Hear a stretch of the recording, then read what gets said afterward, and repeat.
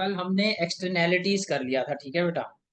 तो आज एक टॉपिक कराना है मुझे, छोटा सा है बड़ा। तो मेरे को लगा क्लास छोटे से टॉपिक पे कैसे लूंगा, तो मैंने ये एडिटोरियल भी उसमें ऐड कर दिया। तो वो बाद में मैं पढ़ाऊंगा चलते वक्त, ट्रेजेडी ऑफ कॉमन्स, ठीक है। उससे पहले आपको मैं थोड़ा बता देता हूँ, मतलब कैसे आर्टिकल्स पढ़ने हैं अब से। आइडियली हमें मैक्रो इकोनॉमिक्स खत्म करने के बाद शुरुआत करनी होती है एडिटोरियल्स की डिस्कशन की, क्योंकि उस मैक्रो इकोनॉमिक्स तक आपको मॉनेटरी फिजिकल पॉलिसी और मैक्रो इकोनॉमिक टूल्स जो होते हैं, मॉडल्स जो होते हैं, वो पता चल जाते हैं। जैसे ISLF मॉडल पता चल जाता है, EDS मॉडल पता चल जाता है, फिलिप्स कर्व पता चल जाता है। ये सारे मॉडल्स पता चल जाते हैं, तो हम इन्हें न्यूज़पेपर्स के आर्टिकल्स, इन्फ्लेशन टारगेटिंग पे आएगा तो रिलेट कर लेंगे, मीडियम टर्म स्ट्रेटेजी के बारे में आएगा तो रिलेट कर लेंगे, मॉनेटरी फिजिकल पॉलिसी से रिलेट कर लेंगे। बट मुझे लगता है कि अभी स्टार्ट कर सकते हैं। तो एक एडिटोरियल डिस्कशन हुआ करेगी सुबह, ठीक है, क्योंकि क्लास के साथ वो एडिटोरियल डिस्कशन उस दिन हुआ करेगी जिस दिन छोटा टॉपिक है, जैसे आज है। उसके अलावा आप लोगों में से सुबह जो भी कर पाओ उसको कर लिया करना, ठीक है। नहीं कर पाओ तो उसकी रिकॉर्डिंग हुआ करेगी, उसका फोल्डर होगा एक, उस फोल्डर में उसको देख लिया करना, ठीक है। एग्जैक्ट टाइम मैं आपको क्लास के बाद बता दूँ, ठीक है। तो आज हम पहले करना तो देखो ये भी था, मैं पढ़ नहीं पाया, ये भी करना था। ये मॉनेटरी पॉलिसी कमेटी के डिसीजन, ठीक है, क्या रेट होनी चाहिए, क्या डिलेमा है RBI का। लेकिन इसको कल कर लेंगे क्लास के बाद ही, क्योंकि एक ही आर्टिकल है छोटा सा। और ये भी करना था, can the economy touch 30 trillion by 2047।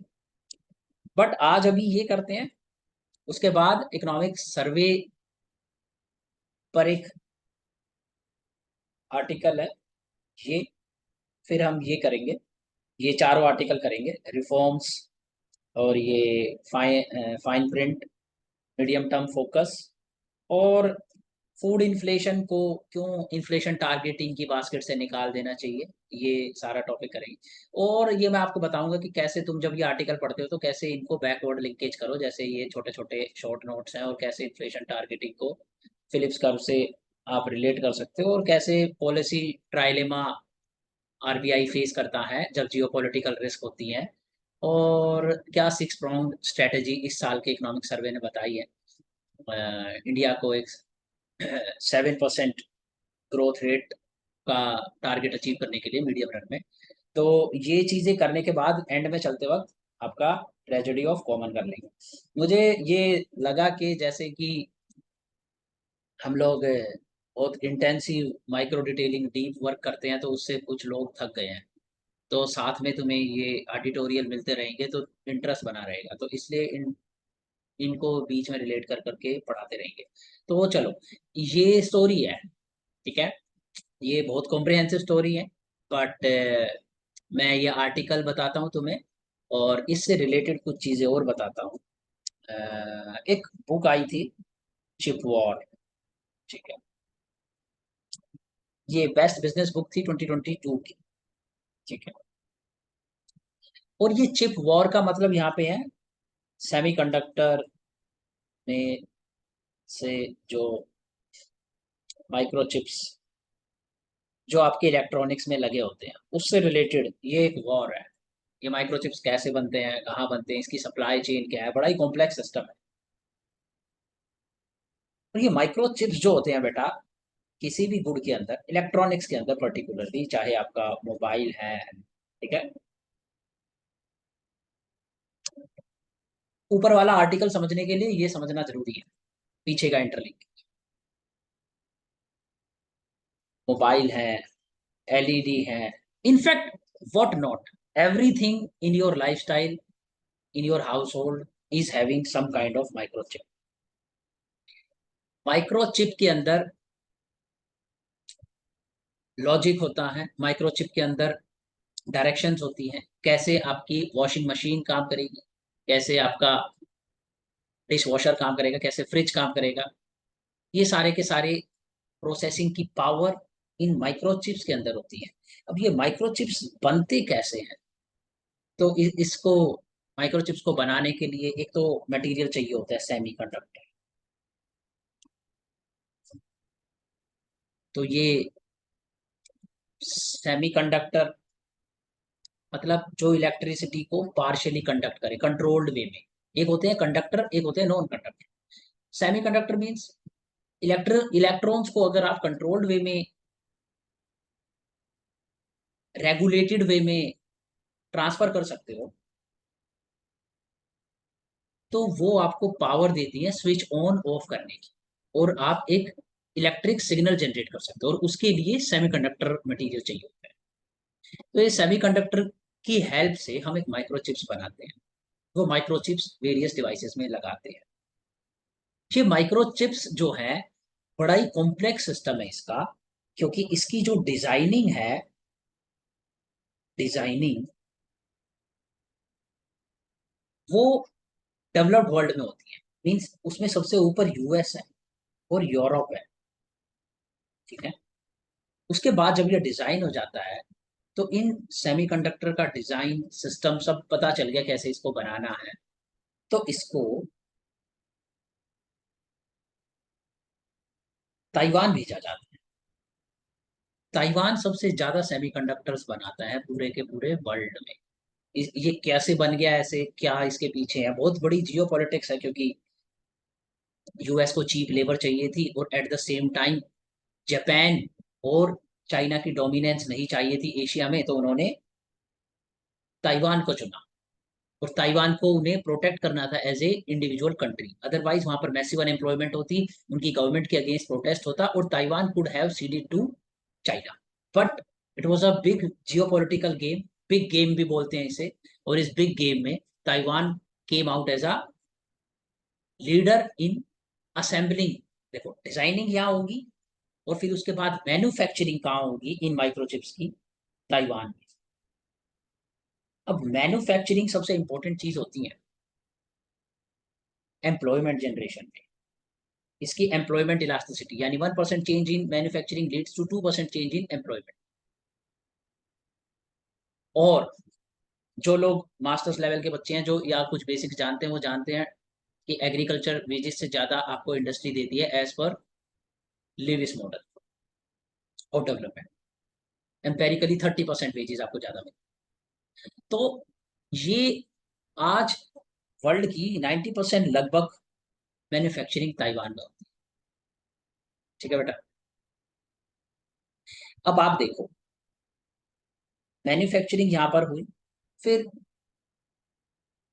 इसके पार्ट्स मैन्युफैक्चरिंग होते हैं, फिर असेंबलिंग होती है, फिर ये जाता है सेल्स के लिए, फिर सेल्स के लिए मार्केटिंग होती है, और जब जाके ये कस्टमर को मिलता है। इसमें सबसे स्टूपिड काम पता है कौन सा है? स्टूपिड काम असेंबलिंग का, सबसे स्टूपिड काम, सबसे लेस स्किल्ड काम असेंबलिंग का है। सबसे हाई वैल्यू काम कौन सा है? डिजाइन करना। इसमें R&D इन्वॉल्व है बहुत ज्यादा। तो जब एक आईफोन बनता है, तो उसकी पहले डिजाइनिंग करी स्टीव जॉब्स ने, कैसा माइक्रोचिप लगेगा ये डिजाइन किया। और उस माइक्रोचिप की डिजाइनिंग की वजह से ज्यादा वैल्यू एडिशन कहाँ पर है मोबाइल फोन की प्रोडक्शन में? डिजाइनिंग। उसके बाद मैन्युफैक्चरिंग में भी उसकी वैल्यू एडिशन, मैन्युफैक्चर कर रहे हैं वो पार्ट्स को, उन्हें एक मैनुअल मिली, एक ऑर्डर मिला किस तरीके से आपको मैन्युफैक्चर करना है, क्या क्या इक्विपमेंट्स को कैसे कैसे आपको लिंक करना है। वो मैन्युफैक्चर होने के बाद असेंबलिंग हुई आईफोन की, उसमें वो जो माइक्रोचिप्स बना दिया, माइक्रोचिप की मैन्युफैक्चरिंग यहाँ हो रही है ताइवान में। उसके बाद वो माइक्रोचिप जब बना दिया, माइक्रोचिप ताइवान में बना दिया, उसके बाद ये असेंबलिंग के लिए जा रहा है चाइना में। माइक्रोचिप बना दिया, स्क्रीन मिल गई, सारी चीजों को ऐड किया, अब एप्पल का प्रोडक्ट बाहर आ रहा है चाइना से। अब ये सेल्स पे जा रहा है, अब सेल्स पे मार्केटिंग हो रही है, तो यहाँ पर वैल्यू एडिशन है, कैसे कस्टमर को टैप करना है। ये कर्व देख रहे हो, ये स्माइली कर्व है, देख रहे हो बेटा। Concept and R&D, sales after service, marketing, distribution, ठीक है, ब्रांडिंग, डिजाइन, और ये मैन्युफैक्चरिंग। इनफैक्ट इससे भी नीचे होता है, वो आप दिखाया नहीं है यहाँ पे, वो असेंबलिंग होता है। तो जब इंडिया को हम बोस्ट करते हैं कि India is exporting so many mobile phones, then government is hiding one thing and prime minister is hiding one thing. He's not telling that we are just assembling, we are not producing the mobile, we are assembling the mobile. So हम smiley curve के सबसे नीचे वाले portion पे हैं। और एक बार ये डिबेट हुआ था, राहुल गांधी ने, कांग्रेस पॉलिटिशियन ने सेम बात बोली कि हम लोग असेंबल कर रहे हैं, so there is no such greatness. क्योंकि एक मोबाइल फोन के अंदर अगर 100 रुपीज का प्राइस है, तो कंसेप्ट बिल्डर 50 रुपीज ले जाता है, सेल्स वाले 20 ले जाते हैं, और ये बीच वाले कहीं, और ब्रांडिंग, डिजाइन, ये सब पैसे ले जाते हैं, और हमें मिलते हैं सिर्फ असेंबलिंग का 1 रुपी और 2 रुपी। इनफैक्ट एक आईफोन में 3% फीस मिलता है, चाइना जब उसे असेंबल करता है। सो ये स्माइली कर्व पर हम बहुत नीचे हैं।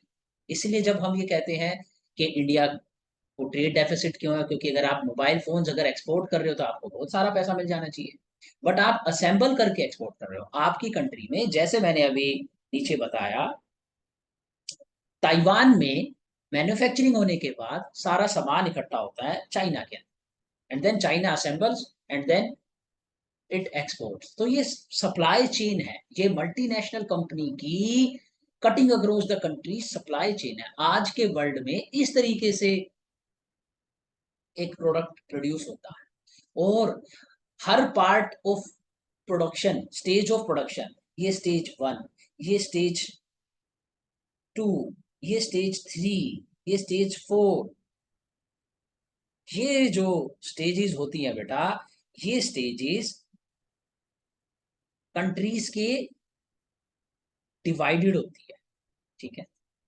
और ये उस कंट्री में होती हैं जिस कंट्री में वो स्टेज ऑफ प्रोडक्शन चीपेस्ट हो।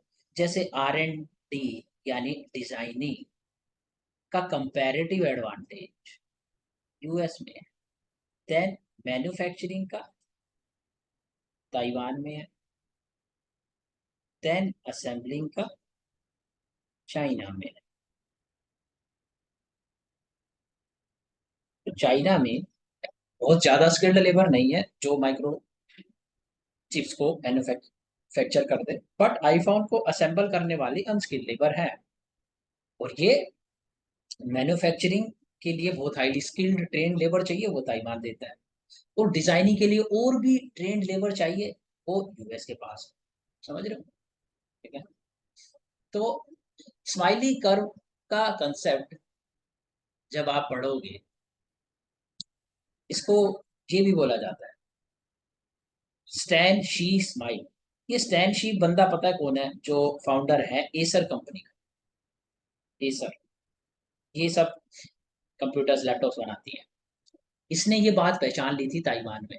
तो Taiwan today today Taiwan has become the leader in also producing the laptops and computers. ये सारा काम खुद करता है। अब ये सेल्स भी खुद ही करता है क्योंकि इसने अपना प्रोडक्ट बना लिया, ये कंसेप्ट भी खुद बनाता है, ये मैन्युफैक्चर भी खुद करता है, ये सारी स्टेजेस खुद ही करता है। तो जब इसकी कंट्री से मोबाइल फोन एक्सपोर्ट होता है तो सारी की सारी 100 रुपीज इसे मिलती है। If we consider that Taiwan is exporting one mobile which is costing 100, or one laptop which is costing 100 rupees of Acer, then he is earning the entire 100 rupees. While in case of India, when we are exporting one mobile of 100 rupees, then we are just earning 3% of that. यानी 3 rupees, 3 rupees. Y? Because हम सिर्फ assembling करते हैं, manufacturing से भी lower stage. तो इस तरीके से स्टैन शी स्माइल ने इस स्माइल कर्व, स्टेंशी ने इस स्माइल कर्व को के ऊपर अपने आप को रेज करा, और चाइना को भी। ये वैल्यू एडेड, ये प्रोडक्शन चेन, ठीक है। तो सबसे पहले क्या होने लगा था ताइवान में? मैन्युफैक्चरिंग, जियोपॉलिटिक्स की वजह से। पहले मैन्युफैक्चरिंग हब आपको पता हो तो कौन बना था after world war 2? Japan. Japan में वेजेस कम थी। मैन्युफैक्चरिंग के लिए आपको एक प्रोसेस बताना है, और फिर लेबर को क्या करना है? वायर से वायर जोड़ना है। मैन्युफैक्चरिंग हब जापान बन गया। जापान इतना बड़ा मैन्युफैक्चरिंग हब बन गया कि जापान ने सोनी डेवलप कर दिया, वो भी स्माइली कर्व पर राइज कर गया। और इससे यूएस की मार्केट में सोनी एक्सपोर्ट करने लग गया, जो कि तुम्हें ट्रेड में, मैं ट्रेड साइकिल के मॉडल पढ़ाऊंगा तो वहां पे आपको पता चलेगा कि पहले इलेक्ट्रॉनिक गुड्स जापान इंपोर्ट करता था, वो सिर्फ उन्हें मैन्युफैक्चर करता था। कंपनी होती थी यूएस की, यूएस डिजाइन करता था हायर वैल्यू वाले काम, वो सिर्फ मैन्युफैक्चर करा लेता था जापान की वर्ल्ड वॉर टॉन कंट्री में जो चीप लेबर थी उससे। फिर उन्हें मैन्युफैक्चरिंग का काम दिया गया था जापान। जापान ने मैन्युफैक्चरिंग करते करते सीख लिया कि ब्रांडिंग कैसे करनी होती है प्रोडक्ट की, डिजाइन कैसे बनाएं, डिस्ट्रीब्यूशन नेटवर्क से उनकी बातचीत चल गई, मार्केटिंग के बारे में उनके इंटरलिंक बन गए। अब आप मैन्युफैक्चरर हो एक प्रोडक्ट के, तो आपको पता है ना, मैंने मैन्युफैक्चर करने के बाद किस बंदे को प्रोडक्ट डिलीवर करना है? डिस्ट्रीब्यूटर को।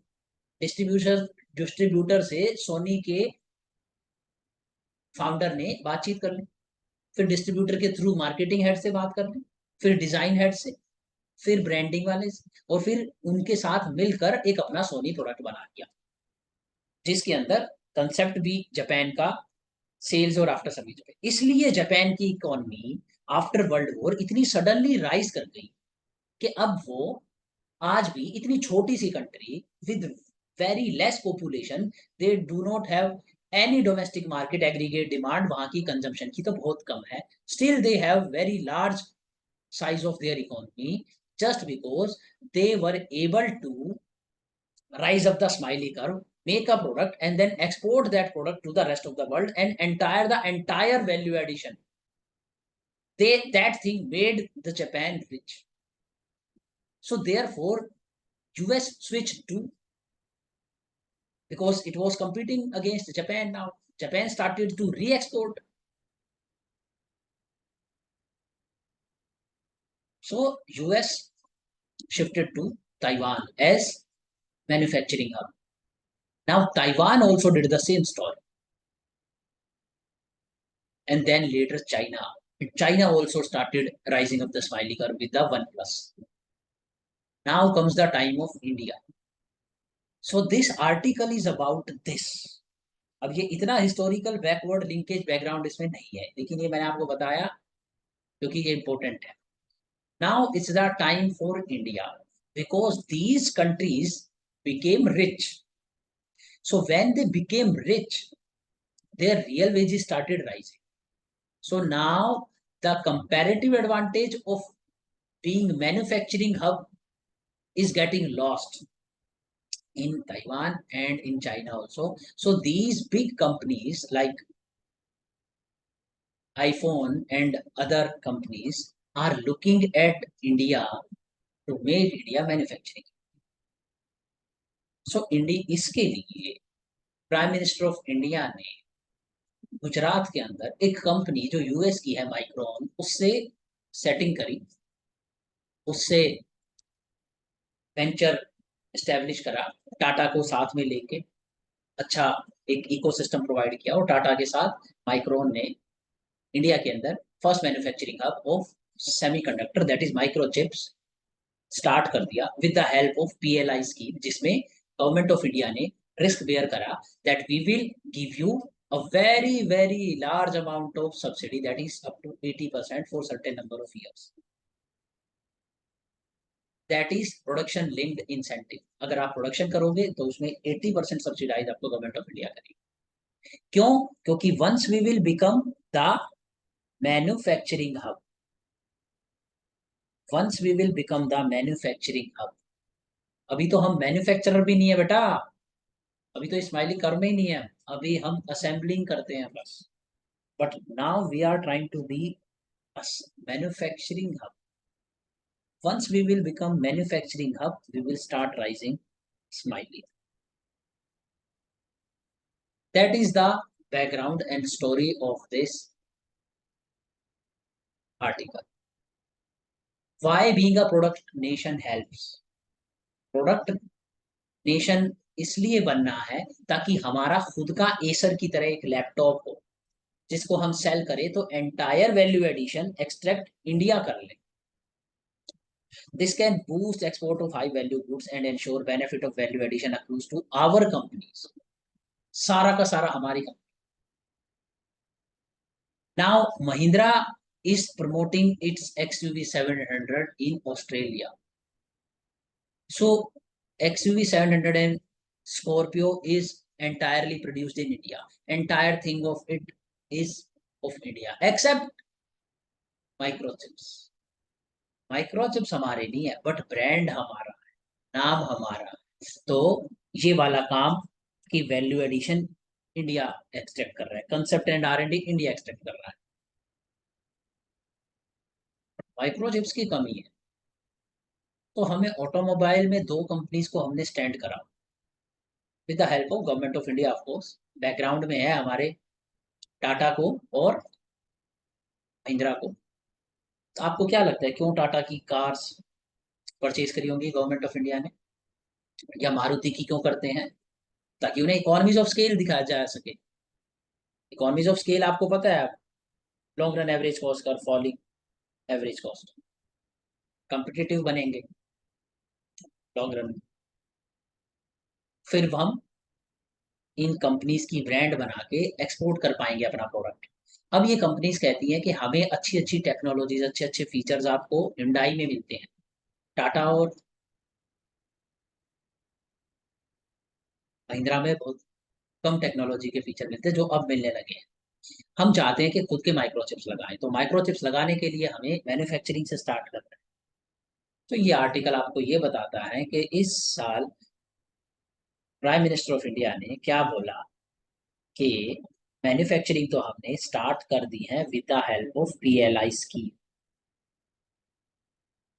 So it will take time to get efficient in the production. However, design for India, design for world, आपको इस काम पर भी ध्यान देना चाहिए. सेकंड स्टेज ऑफ स्माइली का डिजाइन करो, प्रोडक्ट को डिजाइन करो और माइक्रो चिप को डिजाइन करो. सिर्फ मैन्युफैक्चर नहीं करना है, उसकी डिजाइनिंग भी करो.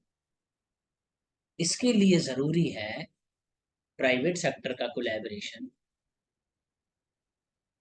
विद फॉरेन कंपनीज ताकि टेक्नोलॉजी ट्रांसफर हो, और उसमें गवर्नमेंट ऑफ इंडिया की हेल्प सब्सिडी के अंदर, ताकि foreign companies are assured of their profit only then they will invest. और ये कोई नया कॉन्सेप्ट नहीं है. Even British government of India give 5% return guarantee to the British investors for building railways in India.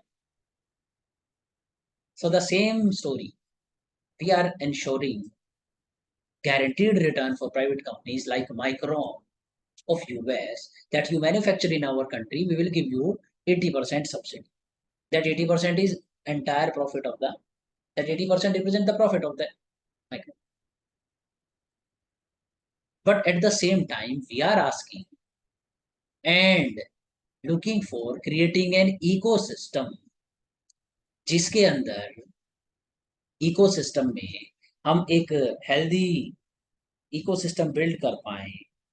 Industrial parks India ने बनाने शुरू करे हैं, क्लस्टर्स बनाने शुरू करे हैं. National manufacturing zone, national investment manufacturing zone है या नेशनल इंडस्ट्रियल मैन्युफैक्चरिंग जोन है, ये NIMZ की डेफिनेशन आप देखना. तो ये कुछ 4 जोन बने हुए हैं. जैसे एक इधर से जाता है नीमराना से राजस्थान के, यहाँ से ये 3-4 जोन बने हुए हैं जो इंडिया को लिंक करते हैं. और यहाँ पर हम क्लस्टर्स डेवलप कर रहे हैं. क्लस्टर्स का मतलब तुम्हें पता है, मैंने बताया था माइक्रो इकोनॉमिक्स में, एक्सटर्नल इकोनॉमीज ऑफ स्केल. सारे रेस्टोरेंट एक जगह है तो सारे इनपुट सस्ते हो जाएंगे. और कॉस्ट रिड्यूस होगी। अब जब हम ये जोन्स क्रिएट कर रहे हैं तो हम इनमें इंडस्ट्रियल पार्क बना रहे हैं, जैसे ये वन इंडस्ट्रियल पार्क, ये वन इंडस्ट्रियल पार्क। इस इंडस्ट्रियल पार्क के अंदर आप क्या बना रहे हो, हम चाहते हैं इसके अंदर एक अच्छी R&D की यूनिवर्सिटी हो, कॉलेज हो, प्राइवेट सेक्टर, गवर्नमेंट सेक्टर, सारी फैसिलिटीज इसके अंदर हो, और सारी कम डिफरेंट डिफरेंट रिलेटेड मैन्युफैक्चरिंग वाली यूनिट्स हो, ताकि ये जो मैन्युफैक्चरिंग यूनिट है ये डिजाइन के बारे में बात कर पाए एक्सपर्ट्स से, एकेडमिशियन से, और प्राइवेट सेक्टर्स जो है मैन्युफैक्चरिंग के लिए अपनी कस्टमाइजेशन बता पाए कि कैसा उन्हें माइक्रोचिप चाहिए। ये सारी बात इन्होंने बता रखी है, और ये अगर हम अचीव कर लेते हैं तो इसका मतलब हम अपने ट्रेड अकाउंट को बैलेंस कर लेंगे, ट्रेड अकाउंट हमारा इंप्रूव हो जाएगा। ठीक है, ट्रेड अकाउंट हमारा इंप्रूव हो जाएगा बेटा। फिर बैलेंस ऑफ पेमेंट इंडिया के लिए कम प्रॉब्लम होगी और इंडिया की एक्सचेंज रेट रेजिलियंट होगी। दूसरा, हम अपना प्रोडक्ट बना के दूसरी कंट्री में एक्सपोर्ट करेंगे तो हम हमारी जो प्रॉब्लम चल रही है इंडियन इकोनॉमी में, तुम लोग सब पढ़ चुके होंगे छोटी छोटी बातें, that India bypass the industrial growth, India directly grow in service sector, but service sector has a problem. Service sector के दो हेट्रोजीनियस सेक्टर हैं, या तो उसमें स्किल्ड होती है या अनस्किल्ड। इनफॉर्मल होती है, ये रेस्टोरेंट में वेटर वगैरह के काम करने वाले, ये भी सर्विस सेक्टर में आते हैं, ट्रक ड्राइवर्स वगैरह, इनकी भी सैलरी बहुत कम होती है। एट द सेम टाइम इनके साथ प्रॉब्लम क्या है, यहाँ पर एम्प्लॉयमेंट इलास्टिसिटी कम होती है व्हाइट कॉलर जॉब में, IT सेक्टर में। तो यानी जॉब्स ज्यादा यहाँ क्रिएट नहीं होंगी, यहाँ जो जॉब क्रिएट होंगी खराब जॉब होंगी। मैन्युफैक्चरिंग में अच्छी क्वालिटी की जॉब्स और ज्यादा नंबर ऑफ पीपल को जॉब मिलती है, तो that's why industrial contribution in India's development is important. आप लोगों ने यही देखा होगा ना, इंडिया की GDP में तीन मेजर सेक्टर क्या होते हैं, सर्विस सेक्टर, इंडस्ट्री, और GDP में तीन सेक्टर क्या होते हैं, एग्री, इंडस्ट्री, सर्विस। इसका शेयर 14% आ गया है, इसका मोर देन 60% गया हुआ है, इसका कहीं बीच में पड़ा हुआ है इंडस्ट्री, कभी वो 28% के करीब कुछ डोलता रहता है। और इसके अंदर, इंडस्ट्री के अंदर जो मैन्युफैक्चरिंग है वो 14% ही। Manufacturing is the best form of production where we get higher real wages. तो इंडिया की प्रॉब्लम ऑफ एम्प्लॉयमेंट सॉल्व करने के लिए we as a nation needs to produce something. You are a consumption economy, you are not producing anything. आपके पास startup के नाम पे क्या है, वड़ा पाव। स्टार्टअप के नाम पे क्या है, एजुकेशन। बस यही दो तो चीज है। तो ये इकोनॉमी प्रोडक्ट के बेस पे नहीं चल रही है। मैं आपको एजुकेशन करके लाइवलीहुड कमा रहा हूँ, ऐसे ही आपके पास अन अकेडमी है, बाईजूस है, या बहुत सारे। तो आपने कभी सोचा है हमारा ब्रेन और हम एज ए नेशन, हमारा यूथ एनर्जी कहाँ जा रही है, पढ़ाने में जा रही है या वड़ा पाव बनाने में जा रही है? आप कोई भी ऐसा प्रोडक्ट नहीं बना पा रहे हो जिस प्रोडक्ट की डिमांड US को या बाकी कंट्रीज को। आप केवल इंपोर्ट करते हो ऐसे प्रोडक्ट, और एक्सपोर्ट करने के लिए आपके पास कुछ भी नहीं है। आप प्राइमरी गुड्स एक्सपोर्ट करते हो जिसकी बहुत लो वैल्यू होती है, एग्रीकल्चर एक्सपोर्ट करते हो, या आप फार्मा एक्सपोर्ट करते हो, या आप थोड़ी सी वैल्यू एडिशन करके इंडस्ट्रियल पेट्रोलियम प्रोडक्ट्स को एक्सपोर्ट करते हो। आप क्रूड ऑयल लेते हो, उसके बाय प्रोडक्ट्स बनाते हो रिफाइनरीज से, और उसे एक्सपोर्ट करते हो। दूसरा, आप मेडिसिन, जेनरिक मेडिसिन आप एक्सपोर्ट करते हो। ये दो तीन ही जगह से आपके पास पैसा आ रहा है। PPO KPO से IT इनेबल्ड सर्विस एक्सपोर्ट करते हो, और कोई आपके पास कोई भी सॉलिड प्रोडक्ट नहीं है। जब आप एक्सपोर्ट करते हो प्रोडक्ट तो उसमें वैल्यू एडिशन सिर्फ असेंबलिंग की है, आपका खुद का प्रोडक्ट नहीं है। कि ऑस्ट्रेलिया हमसे इंपोर्ट कर रहा है XUV 700, टाटा की कार एक्सपोर्ट कर रहा है, और हम कोई इंडिया मेड कंपनी का लैपटॉप एक्सपोर्ट कर रहे हैं। That is the real progress, और विश्व गुरु बनना उसे बोलते हैं। ये छोटी मोटी बातों से कुछ नहीं होगा, ये आपको समझना होगा, और ये चीज हमारी गवर्नमेंट ऑफ इंडिया समझती है। और इसीलिए वो ये इनिशिएटिव लेके आ रही हैं, and that's why prime minister is urging the youth, design for India, design for world. ठीक है, सो ये पैराग्राफ पढ़ते हैं। In addition to this call for sustained focus on India becoming global manufacturing power house.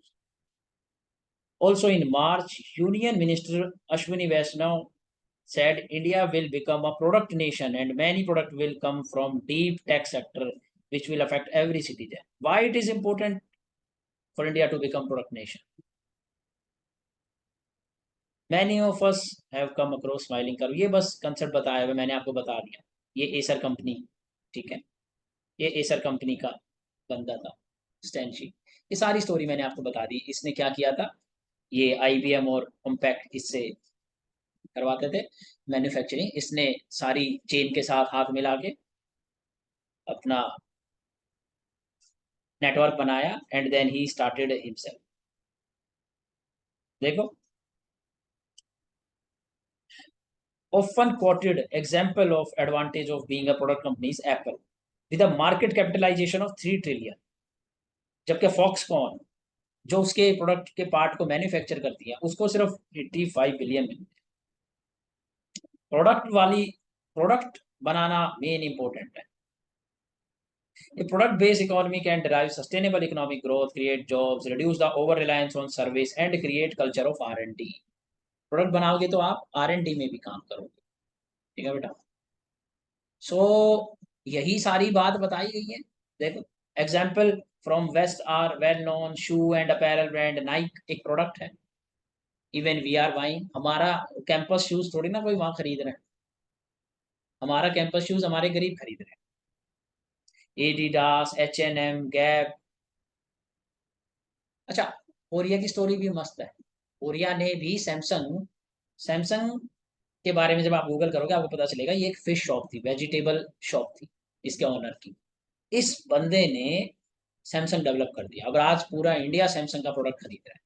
So it's a shame for India that we are 140 crore people relying on these technological products which I am using to teach you for other nations, and that's why they are making money even though they do not have population size like us। सो ये चीज हमें आपको हम लोगों को समझनी पड़ेगी। सो अब यहाँ पर ये बताए हैं, ये 13 सेक्टर आपका होमवर्क है, आप जाके देखो ये कौन से 13 सेक्टर है जहां पर गवर्नमेंट ऑफ इंडिया ने पीएलआई स्कीम लॉन्च करी है। वो पीएलआई स्कीम जहां पर भी लॉन्च करी है उसके पीछे आप थिंकिंग समझ जाओ। ये 13 ऐसे सेक्टर्स हैं जहां पर इंडिया मैन्युफैक्चरिंग हब बनना चाहता है, अपना प्रोडक्ट बनाना चाहता है, so that we can export. और ये चीज हम बहुत सालों में, यही हमारी प्रीवियस ईयर की गवर्नमेंट्स की फेलियर है कि हम ऐसा नहीं कर पाए।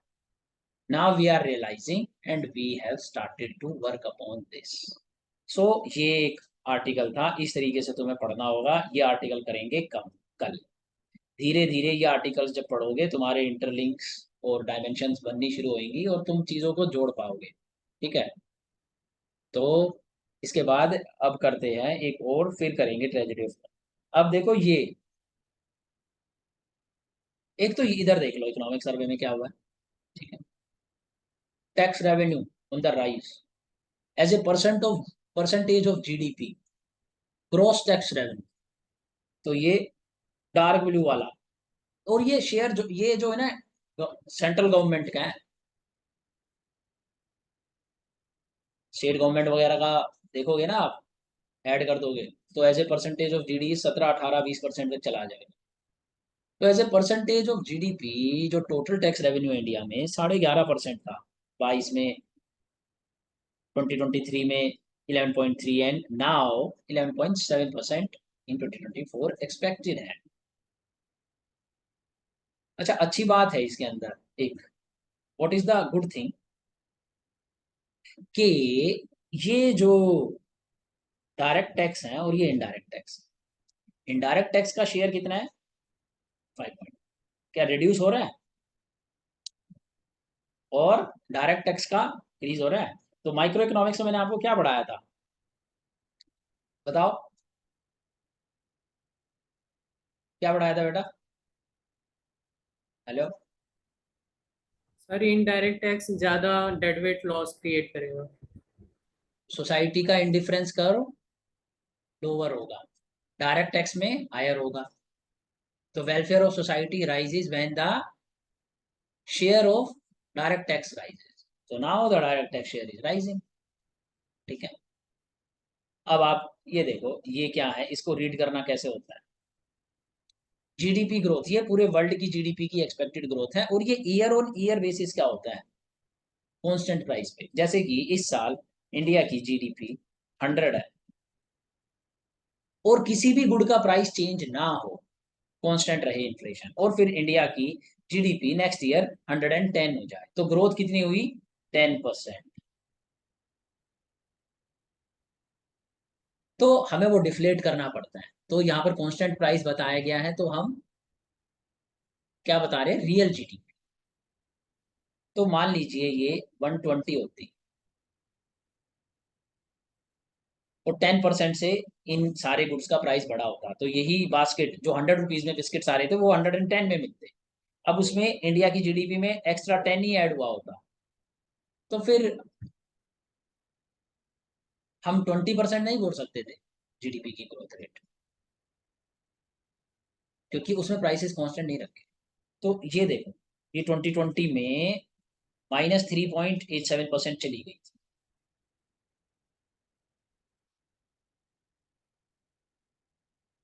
सॉरी, ये इंडिया की है बेटा, वर्ल्ड की नहीं है, ठीक है। -3.87% चली गई थी।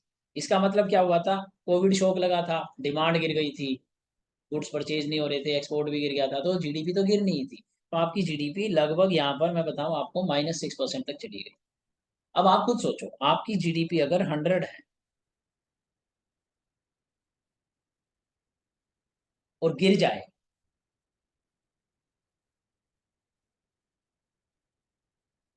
7% से, तो यानी 93 हो गई। अब सोचो, आपकी जीडीपी अगर वापस से 100 हो जाए इस ईयर में, तो देखा जाए तो जीडीपी तो इंक्रीज हुई नहीं है, क्योंकि लो बेस हो गया है।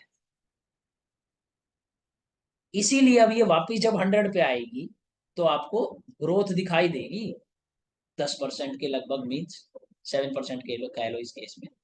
जबकि जीडीपी बेचारी बस रिकवरी करी है, बट ग्रोथ आपको दिखाई देगी, क्योंकि ईयर ऑन ईयर बेसिस मतलब प्रीवियस ईयर पर बेस। तो ये टर्म्स जब आया करेंगी न्यूज़पेपर में, तो आपको पता होना चाहिए, ये ईयर ऑन ईयर बेसिस मतलब इस ईयर में 93 हो गई थी, तो अब 100 हो गई, तो अब वो 7.93, अब तुम परसेंटेज निकालोगे जीडीपी की ग्रोथ कितनी हुई। फिर इसी तरीके से ये और फिर अब एक्सपेक्टेड है, पिछले साल हमारी ग्रोथ कम रही थी, तो अब एक्सपेक्टेड है ईयर ऑन ईयर बेसिस के इस साल 6.7 6.5 7% वो राइज हुई।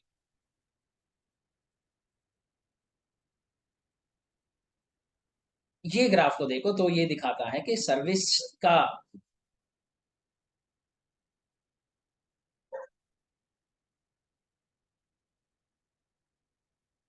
सर्विस का जो कंट्रीब्यूशन है वो इंक्रीज होता जा रहा है, और उसकी ग्रोथ रेट भी पहले 8.3% थी, अब 7.6% आ रही है।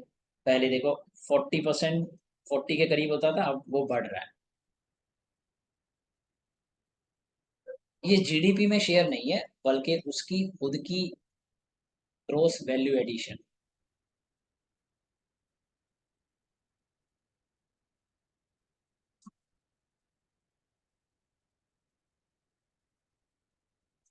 ये या ये वाली चीज को ना मैं थोड़ा सा बेटा क्लैरिटी के साथ कल बताऊं, क्योंकि ये ना इन्होंने कहीं न्यूज़पेपर में भी नहीं लिखा है, कहीं भी नहीं लिखा है।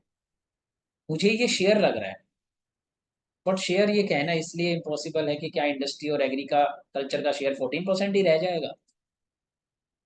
तो ये थोड़ा क्लैरिटी नहीं है इस पे ना, तो इसको मैं बाद में बताऊंगा आपको, क्योंकि मुझे ये चीज यकीन नहीं हो रही है कि ये 14% ही है एग्रीकल्चर शेयर, तो नहीं है ये, फिर यानी कुछ और इसे इंटरप्रेट करना पड़ेगा, तो इसे अभी के लिए छोड़ दो। अब आप आ जाओ नीचे, ठीक है। अब ये डेटा देखो, वर्ल्ड इकोनॉमिक आउटलुक का, ये पीरियड देखो रेड में, 2011 से 2011 से 2019, तो वर्ल्ड की GDP growth, real GDP growth 3.5% थी 2022 में, 23 में 3.2%, यानी एवरेज जो थी इतने सालों की उससे कम थी लास्ट ईयर 2023 में. Now it is again expected as per world economic outlook database that this year we will have good bounce back of real GDP growth. और इन्फ्लेशन देखा जाए अगर वर्ल्ड की सीपीआई बेस्ड, तो 2022 में काफी सारी इन्फ्लेशन थी. It was very high inflation year. और उसके कॉजेज क्या बताए गए थे? Supply chain disruption. क्यों? Ukraine Russia war crisis start हो गया था. फिर वो इन्फ्लेशन थोड़ी कंट्रोल में आई. Now this year it is expected that inflation will be coming down. और एक्सपोर्ट और वॉल्यूम यानी वर्ल्ड ट्रेड विल रिबाउंस 3.7%, यानी हिस्टोरिक एवरेज जो है 2011 2019 तक वापस आएगा. So this is a good news for India as well, क्योंकि फिर इंडिया की एक्सपोर्ट भी इसके साथ राइज होंगे, क्योंकि वर्ल्ड ट्रेड आपस में राइज होएगा तो our export and import will also rise. So now the economic survey projects that we will have GDP growth next year 6.5 to 7%. 6.5 से 7% तक एक्सपेक्टेड है जीडीपी की ग्रोथ. ठीक है बेटा, ये एक रेंज देनी होती है और इस रेंज के लिए कुछ रीजन बताने. Upside risk, down side risk. तो डाउन साइड रिस्क के बारे में बात करते हैं. अगर ये सारे रिस्क नहीं हुए तो we will be at the higher band 7% हमारी जीडीपी ग्रोथ. अगर डाउन साइड रिस्क हुए तो 6.5% ऑफ जीडीपी हो सकती है. What are those down side risk?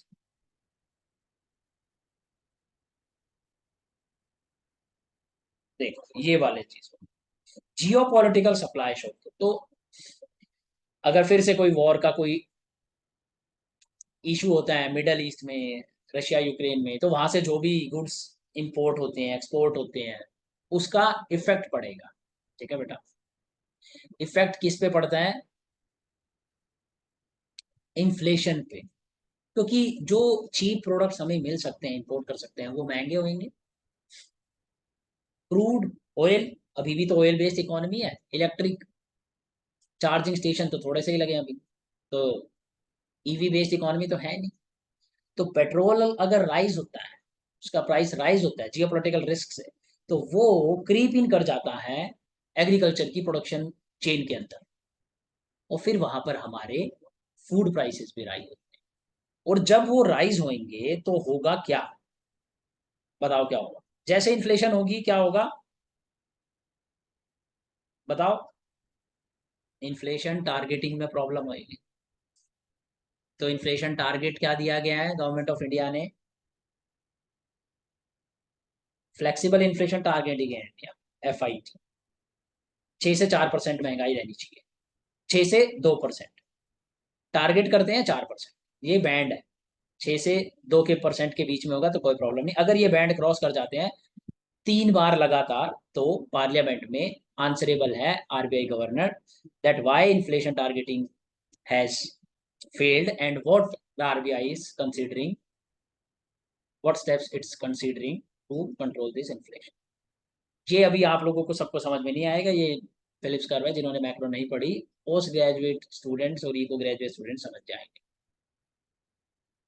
ये Phillips curve, short run 2, short run 1, ये तो यानी vertically shifted expectation augmented Phillips curve. डरने की कोई बात नहीं है, बहुत अच्छे से बाद में बताऊंगा. जिसको नहीं समझ आ रहा तो कोई टेंशन की बात नहीं है, बस तुम्हें रिलेट करके बता रहा हूँ. जिनको पता चल रहा है ये कैसे करना है.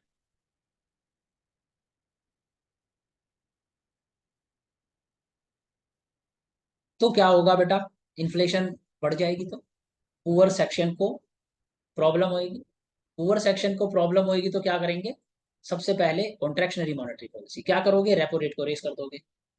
सारे के सारे रेपो रेट से लिंक्ड इंटरेस्ट रेट राइज हो जाएंगे. बोरोइंग कॉस्ट राइज हो जाएगी. बोरोइंग कॉस्ट राइज होगी सिर्फ, बस इंडिया का डोमेस्टिक इंटरेस्ट रेट राइज हो जाएगा. इंटरेस्ट रेट इंडिया में अगर राइज हो जाएगा कंपैरेटिवली अदर नेशंस, तो दूसरे नेशंस के जो सेवर्स हैं, जो इन्वेस्टर्स हैं, कहाँ इन्वेस्ट करेंगे? इंडिया में. तो इंडिया में क्या आएगा? इनफ्लो. इसका डॉलर का। अब डॉलर का इनफ्लो आएगा तो इंडिया की करेंसी क्या हो रही होगी, प्रेशर किस पे आएगा, एप्रिसिएशन पे। एप्रिशिएट होने नहीं दे सकते, उससे हमारे क्या हो सकते हैं, एक्सपोर्ट रिड्यूस हो सकते हैं। फिर एक्सपोर्ट रिड्यूस हो गए तो एडी का पार्ट कहां पर है, सी प्लस आई प्लस जी प्लस एक्स माइनस एम, ये कंपोनेंट तो गिर जाएगा। फिर जीडीपी की ग्रोथ कैसे करोगे आप, नहीं कर पाओगे। ठीक है, ठीक है, ये रिस्क है। फिर जीडीपी की ग्रोथ गिरने के चांस है। एट द सेम टाइम इस इनफ्लो को अगर हमने कंट्रोल करने की कोशिश करी और हम क्या करें, बाय कर लें इन्हें, इन्हें बाय करेंगे तो क्या रिलीज करेंगे इंडिया में, इंडिया की करेंसी। उससे क्या बढ़ेगा, मनी सप्लाई। फिर क्या हो गया, जो इन्फ्लेशन कंट्रोल करने के लिए कॉन्ट्रेक्शनरी मॉनेटरी पॉलिसी चलाई थी वो वापस रिवर्स हो गई। तो इसे बोलते हैं इकोनॉमिक्स के अंदर ट्राइलेमा। तो मॉनेटरी पॉलिसी इंडिपेंडेंटली नहीं चला सकते। अगर एक्सचेंज रेट स्टेबल रखनी है, इंडिया में एक्सचेंज रेट 30 फ्लोट है, एक रेंज के अंदर मैनेज करनी, ना तो फिक्स्ड एक्सचेंज रेट है ना तो फ्लेक्सिबल, एक बैंड के अंदर मैनेज करनी है। बैंड के अंदर एक्सचेंज रेट का क्या मतलब होता है कि डॉलर अभी 70 पर रुपी डॉलर है, 70 रुपीज का एक डॉलर है, तो हम चाहेंगे कि 75 या 65 के इसी के बीच में डोलता है। अदरवाइज हमारे को प्रॉब्लम हो सकती है एक्सपोर्ट्स वगैरह, जो मैंने अभी बताया तुम्हें। फिर ये एक्सपोर्ट्स, नेट एक्सपोर्ट्स गिर जाएंगे और इंडिया के लिए ना सिर्फ ट्रेड अकाउंट प्रॉब्लम होगी, डेफिसिट होगा, बल्कि एग्रीगेट डिमांड गिरेगी तो आपका जीडीपी भी गिर जाएगी। और ये तीसरा पार्ट होता है ट्रायंगल का, कैपिटल मोबिलिटी। फ्रीली हमारे देश के लोग यूएस में इन्वेस्ट कर सकते हो उनके स्टॉक मार्केट में, डॉलर वाले लोग हमारे देश में इन्वेस्ट कर सकते हो फ्रीली कितने भी अमाउंट में। तो इंडिया में कितना भी अमाउंट अवेलेबल अलाउड नहीं है, आ तो सकता है, वापिस नहीं जा सकता, कन्वर्टेबल नहीं। तो सडनली अगर इन्वेस्ट कर देते हैं यूएस के इन्वेस्टर्स तो इमीडिएटली सारे पैसे नहीं निकाल सकते, वरना हमारी स्टॉक मार्केट में प्रॉब्लम आ जाएगी और हमारे लिए इकोनॉमी को मैनेज करना मुश्किल हो जाएगा। तो तुम देख रहे हो एक जियोपॉलिटिकल रिस्क से कैसे तुम्हारी मॉनेटरी पॉलिसी इन्फ्लुएंस हो सकती है, कैसे तुम्हारा ट्रेड अकाउंट सफर कर सकता है। और ये सारी चीजें सफर होंगी तो बेटा इस बात का ये मतलब है इस बात का।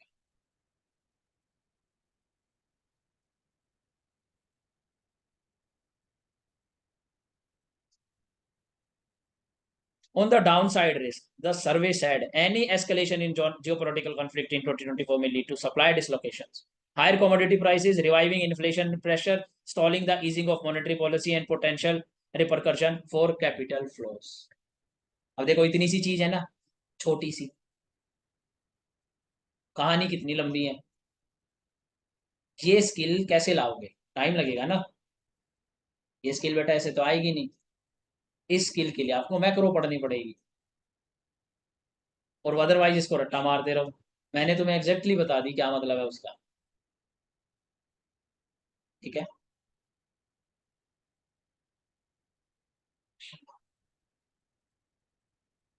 तो ये सारी स्किल आपको आ जाएगी 6 महीने के बाद, तब तक आप पढ़ते रहो। ठीक है, पेशेंस, पेशेंस से आएगी ये स्किल। अदरवाइज सब टाइम पास कर रहे हैं। मैं बता रहा हूँ बेटा, आपको कोचिंग करने से सिलेक्शन नहीं होता, पैसे देने से सिलेक्शन नहीं होता। बड़ी कोचिंग पे जाओ, पैसे देते रहो, कुछ नहीं होएगा। लाखों लोग दे रहे हैं। स्किल सीखनी होगी डिकोड करने की, क्या ये बड़े लोग कह रहे हैं। जब ये इंटरप्रेट करके समझ जाओगे तब तुम खुद के नोट्स बनाओगे, खुद पेपर फोड़ोगे। ठीक है, और वो चीज तुम्हें कोई सिखाए तो जल्दी सीख जाओगे, ना सिखाए तो मैटर करता है कि कितना डेस्परेट हो।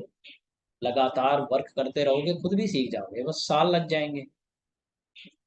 गिवन तुम टाइम पे स्टार्ट करो और ओवरेज ना हो जाओ। ठीक है, तो अब इसके अलावा सर्वे ने आइडेंटिफाई करे हैं 6 प्रोंग स्ट्रेटेजी कि कैसे हम अपनी इस 7% ग्रोथ को अचीव कर सकते हैं, जियोपोलिटिकल रिस्क ना हो। तो फिर हम कहां पर हमें काम करने की जरूरत है, ये 6 प्रोंग्ड स्ट्रेटेजी है। हमें एग्रीकल्चर को स्ट्रॉन्ग बनाने की जरूरत है। अब ये बात नहीं बताई इकोनॉमिक सर्वे ने डिटेल में क्या करने की जरूरत है एग्रीकल्चर में, बस छोटी छोटी लाइंस बोल रखी है। हमें ये कॉम्प्रिहेंसिवली पढ़ना होगा कि एग्रीकल्चर के अंदर भी वैल्यू एडिशन करने की जरूरत है। सिर्फ वीट सेल करो या वीट को पीसने के बाद उसका आटा सेल करो, मैंगो सेल करो या मैंगो को पिकल में कन्वर्ट करके सेल करो। इसीलिए गवर्नमेंट ऑफ इंडिया ने तुम्हारे सिलेबस में दिया फूड प्रोसेस। क्यों? स्माइली करो पे higher value addition, better jobs paying. अब एग्रीकल्चर को इंटरलिंक करना है फूड प्रोसेसिंग से, और एग्रीकल्चर को एक्सपोर्ट्स को अच्छा बनाना है, इसके एक्सपोर्ट्स को फिनिश प्रोडक्ट्स इसके बनाने हैं, इसकी इनकम रियल वेजेस डेवलप करनी है, ताकि rest of the India majority जो मोर देन 40% लोग आज भी एग्रीकल्चर डिपेंडेंट है वो रिच हो सके और पोवर्टी ट्रैप से बाहर आ सके। इसके लिए हम डिटेल में जब पेपर 2 करेंगे तो वहां पर सारे काम करेंगे, और इकोनॉमिक सर्वे से ज्यादा बातें बताएंगे आप। इकोनॉमिक सर्वे तो कुछ भी नहीं बताया, आधी बातें हैं। दूसरा सेक्टर इकोनॉमिक सर्वे कहता है कि financing green transition. Green transition को कैसे फाइनेंस करना है। अब ग्रीन ट्रांजिशन पे हम एक आर्टिकल ऊपर जो लिखा हुआ है उसको डिटेल में डिस्कस करेंगे। Green financing, financing green transition मतलब क्या है कि सारी पावर सेक्टर जो है ग्रीन एनर्जी हो, रिन्यूएबल्स पे बेस्ड हो, विंड और सोलर पे बेस्ड हो, लेस पोल्यूशन क्रिएटिंग हो। It's a very important issue for the people of Delhi और NCR. Every winter we face the smoke and many parts of the India. India में most polluted state cities है। And आपको ये पता है, if you are preparing for UPSC then it is having green house gases emission,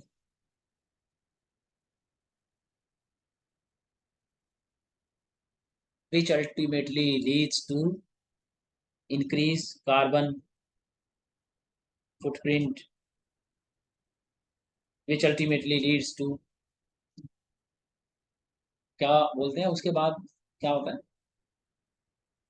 carbon ज्यादा हो जाएगा तो ग्लोबल वार्मिंग। ठीक है, ग्लोबल वार्मिंग से क्या होगा बेटा आपका, ओशियन लेवल राइज हो जाएगा।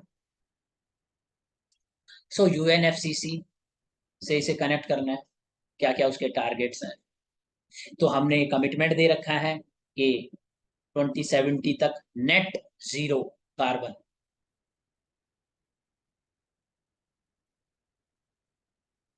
यूएनएफसीसी को हमने कमिटमेंट दिया है और बाकी के नेशंस ने भी दिया हुआ है।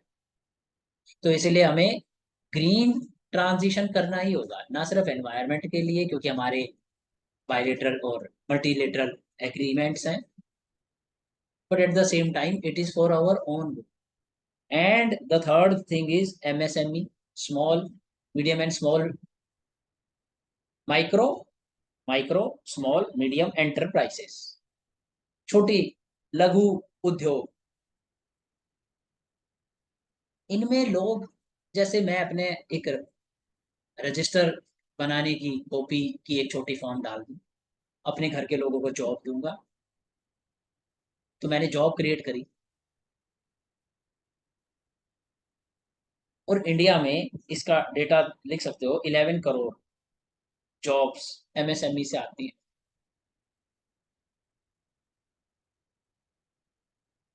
एमएसएमई से इतनी जॉब आती है तो एमएसएमई को गवर्नमेंट को सपोर्ट करना पड़ेगा एम्प्लॉयमेंट क्रिएशन के लिए, जीडीपी की ग्रोथ के लिए। तो क्या क्या फैसिलिटीज एमएसएमई के लिए कराई जा रही हैं। एमएसएमई की सबसे मेजर प्रॉब्लम होती है उन्हें लोन नहीं मिलता है। दूसरी उनकी प्रॉब्लम होती है उनके पास टेक्नोलॉजी पुअर होती है। तीसरी उनकी प्रॉब्लम होती है कि उनकी पैकेजिंग बहुत खराब होती है, ब्रांडिंग खराब होती है, और एडवर्टीजमेंट का सपोर्ट नहीं होता है उनके पास।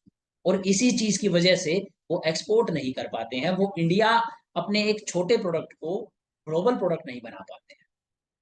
तो इसके लिए इन्हें गवर्नमेंट का सपोर्ट चाहिए, and government is giving them support in the form of cheaper loans and other schemes which we will study in future। ठीक है। तो फिर उसके बाद capital formation in private sector की कैपिटल फॉर्मेशन इन्वेस्टमेंट होनी चाहिए। रिलायंस और बड़े कंपनी जो हैं ये इन्वेस्ट करेंगे तो ये कुछ परचेज करेंगे, आयरन सीमेंट, उसको कुछ प्रोड्यूस करेंगे तो एम्प्लॉयमेंट जनरेट होगी।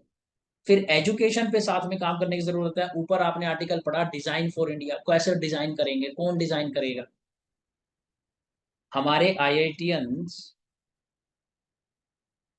आईआईटी करके बैंक पीओ की प्रिपरेशन करेंगे और एसएससी की। Although it seems sarcastic, but we have to appreciate this fact. After doing IIT, these people will come to prepare for Bank PO and SSC. After learning calculus for majority of their life, they will prepare for LCM and HCM. So the entire energy of youth is going for government job. We are not producing product. How will we produce? We have to bring new education policy. We have to transform this.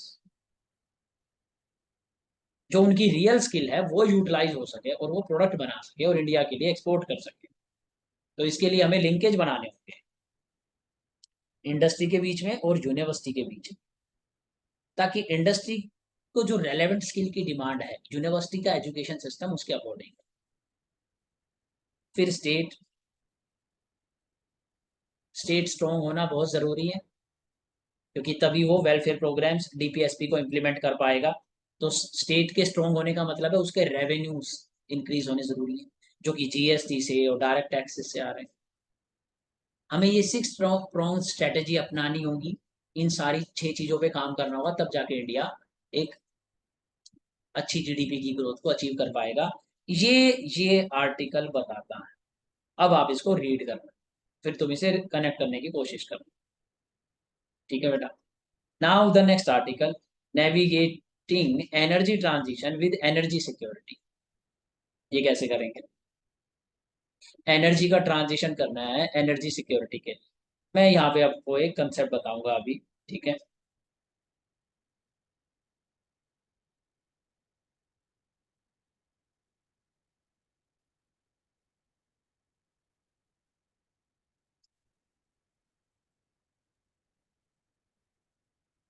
तो जब भी पढ़ोगे आपको backward linkage बनाने होंगे, हर चीज को revise करना, देखना आप। ठीक है। तो आपको सिस्टम समझ में आने लगेगा। अभी क्या है, हम सिलोज में काम कर रहे हैं, हम चीजों को सब्जेक्ट्स को इंटरलिंक नहीं कर रहे हैं। और वो जो टॉपर्स पॉइंट्स में बढ़िया आंसर लिख देते हैं, they have interlinked all these things. So over the course of 1 or 2 year you would have to become very efficient in interlinking all these things. तो कुछ दिन तो मैं हेल्प कर दूंगा जब तक मेरा कोर्स चलेगा, उसके बाद तुम्हें खुद करना होगा, तुम्हें खुद ये इंटरलिंक करना सीखना पड़ेगा। ठीक है। अब इसके बाद आप देखो इंडिया की एक ऊपर पता है क्या बोला हुआ है? पॉजिटिव कोरिलेशन देखो, strong positive correlation every considerable to every conceivable aspect of development. पता है क्या मतलब? इसका मतलब क्या बन रहा है कि अगर डेवलप नेशन बनना है तो बिना एनर्जी सिक्योरिटी के नहीं बनोगे। तो अगर जीडीपी को इंक्रीज करना है तो एनर्जी को इंक्रीज करना पड़ेगा। प्रोड्यूस कैसे करोगे? एजुकेशन को इंक्रीज करना है, एनर्जी को इंक्रीज करना पड़ेगा। हेल्थ, सारी चीजें एनर्जी को इंक्रीज करना, क्योंकि एनर्जी से इलेक्ट्रिसिटी आती है और इलेक्ट्रिसिटी से ही ये सारी चीजें, मोर प्रोडक्शन, मोर एफिशिएंसी आप अचीव कर सकते हो। तो अब हमें क्या करना है, इंडिया को एनर्जी डेफिसिट कंट्री नहीं रहना है। 24/7 इलेक्ट्रिसिटी होगी, तभी 24/7 काम हो पाएगा। अभी इलेक्ट्रिसिटी चली जाए तो मैं भी बैठ जाऊंगा और आप भी बैठ जाएंगे और यहीं पर प्रोडक्शन हमारी खत्म हो जाएगी। इलेक्ट्रिसिटी के बेस पे इंटरनेट चलता है, इलेक्ट्रिसिटी के बेस पे सारी डिवाइसेस चलती हैं, सब इलेक्ट्रिसिटी के बेस पे। ऊपर से हमने कमिटमेंट कर दिया है कि हमें क्या चाहिए, नेट जीरो कार्बन एमिशन। इसका मतलब क्या होता है? नेट का मतलब, जीरो का मतलब कार्बन एमिशन का मतलब मैं आपको बता दूं क्या होता है। ये मतलब नहीं होता है कि इंडिया कार्बन एमिट ही नहीं करेगा, यानी पोल्यूशन जनरेट ही नहीं करेगा। We will generate. So let say metric ton में इसे कैलकुलेट करते हैं। So let say 100 million metric ton हमने कार्बन जनरेट करा, और फिर हमने इसे कैप्चर कर लिया। कैप्चर कैसे? कार्बन इसमें से बहुत सारा कहाँ जाएगा? ट्रीज में। और फिर बहुत सारी और भी कैप्चरिंग टेक्नोलॉजीज इंडिया यूज करेगा। फॉरेस्टेशन करेंगे, ट्रीज लगाएंगे, और अच्छी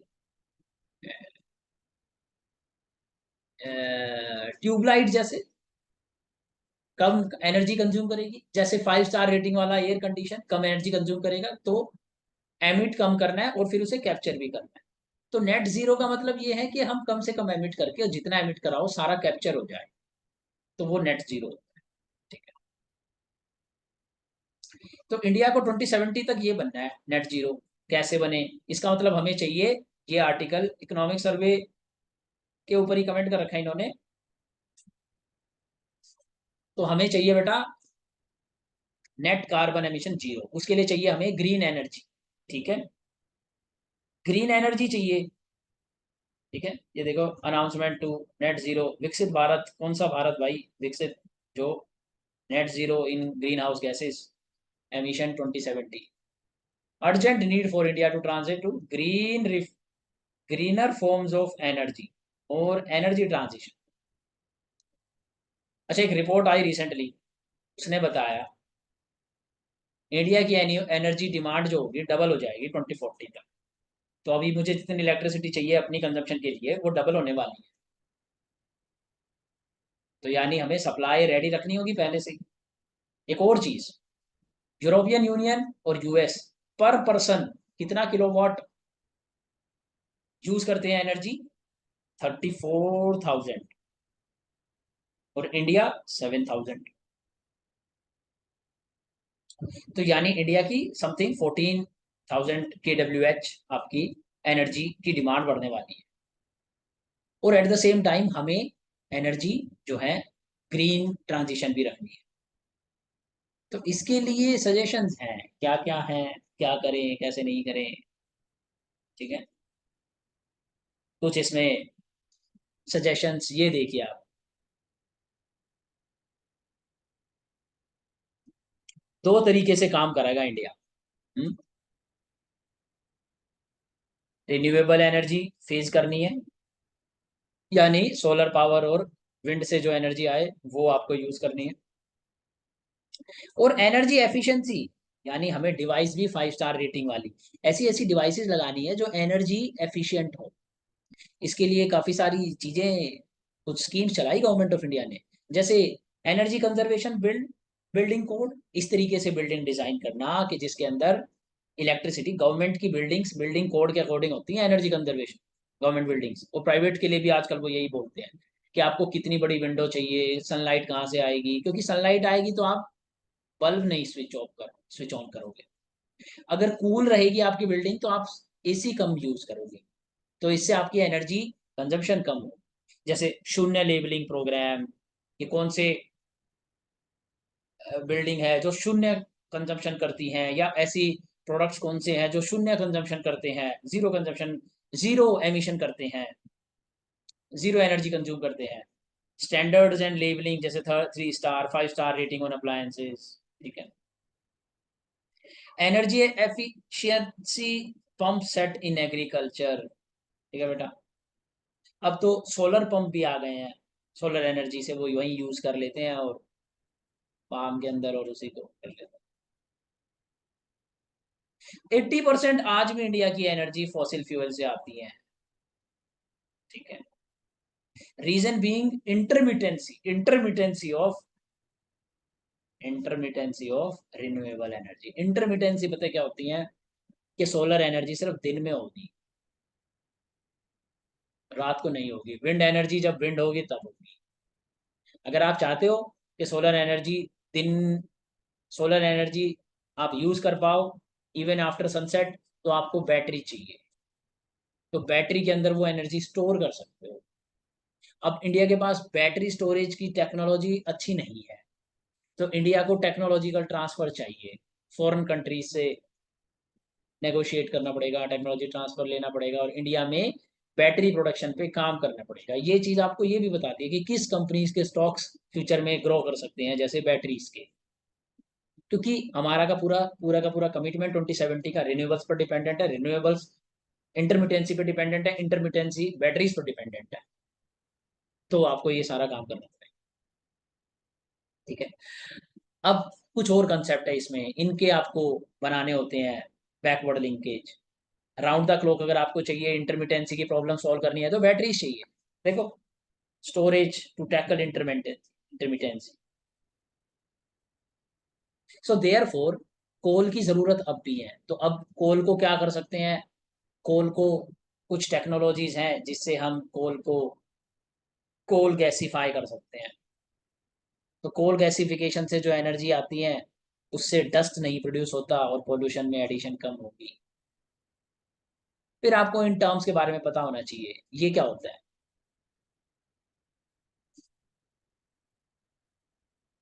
सीडीआर्स, carbon dioxide removals, bio energy with CO2 capture and storage, कुछ ऐसी टेक्नोलॉजीज हैं बेटा। ये कुल मिला के ये पैराग्राफ ये बताता है कुछ ऐसी टेक्नोलॉजीज है जो आपके कार्बन को स्टोर भी करेगा, कैप्चर कर लेगा। कुछ ऐसी टेक्नोलॉजीज जो कार्बन एमिट कम होने देगा, ये आपको यूज करना है।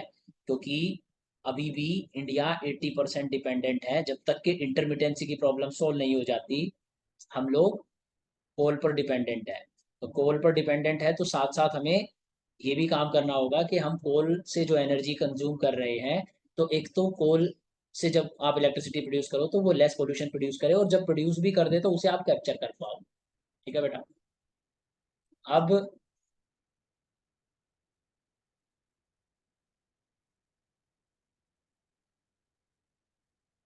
ये कंसेप्ट है मिशन लाइफ। ये एक वर्ड है तो इसको देखना क्या है। क्या है मिशन लाइफ, इसका मैंने नीचे लिखा हुआ है 7 प्लेजेस। मैं मतलब रिसाइकिल वाला प्लास्टिक यूज करूंगा, आई टेक प्लेज। और ये central pollution of central pollution control board ने ये मिशन स्टार्ट करा। लोग प्लेज लेते हैं कि 7 प्लेजेस है, मैं रिसाइकलिंग वाला प्लास्टिक यूज करूंगा, और कुछ ऐसे ही 6-7 प्लेजेस, तो आप उसको देख लेना। ठीक है, क्या है। फिर एक ये कंसेप्ट है जो इसके अंदर नहीं है नोट्स में, इस आर्टिकल में, लेकिन आपको ये पता होना चाहिए। अर्थ ओवरशूट डे 1 अगस्त है 2024 का। प्लास्टिक ओवरशूट डे September 5 है। ये क्या मतलब होता है इसका, कि अर्थ कुछ रिसोर्सेज प्रोड्यूस करेगी, फ्रूट्स और फिशेस और ये सारी चीजें। हम एक साल में वो 100 फिशेस प्रोड्यूस करती है, और